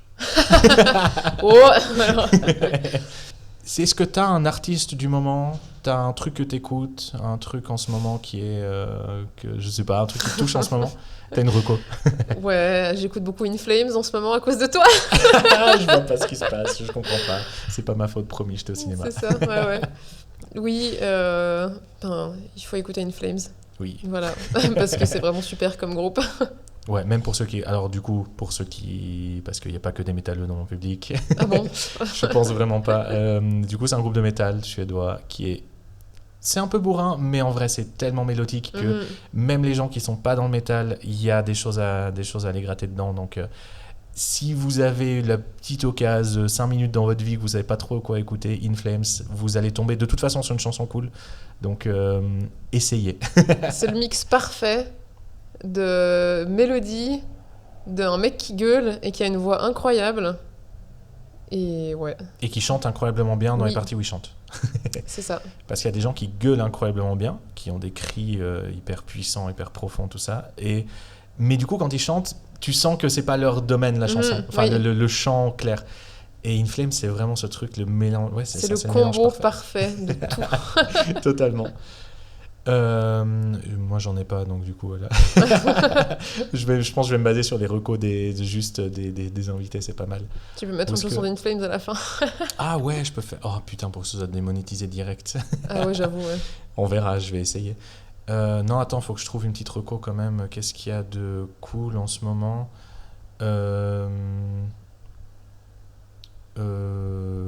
Qu'est-ce que t'écoutes en ce moment? Pas grand-chose. In Flames. Je suis retourné un peu sur In Flames, justement. À cause de moi. Parce que Ouais, non, bah tu non, m'as fait c'est- réécouter, puis maintenant, du coup, je t'envoie des trucs, donc on s'entraîne dans un C'est ça, cercle c'est ça. infini. Non, je suis en train de finir la série La Servante écarlate. Voilà, j'avais laissé ça un peu de côté, puis là je me suis replongé dedans, j'ai un peu de temps. Et c'est pire cool. J'ai encore pas terminé, il me reste encore 2 saisons, donc on verra ce qui se passe après. Je commence à avoir un peu un avis dessus, je ferai peut-être un avis, je sais pas. Je ferai un épisode spécial là-dessus, j'en sais rien. Non, j'en sais rien du tout. Mais du coup, voilà, si vous l'avez pas vu, c'est un peu trash, ça remue beaucoup de choses, mais je crois que ça fait du bien quand même dans le fond, donc voilà. Merci Morgane. Merci, David. C'était pire cool. T'as un petit mot de la fin? Est-ce que j'ai un petit mot de la fin?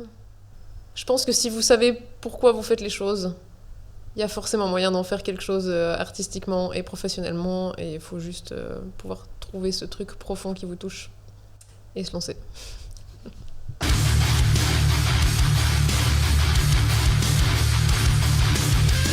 Faites mieux.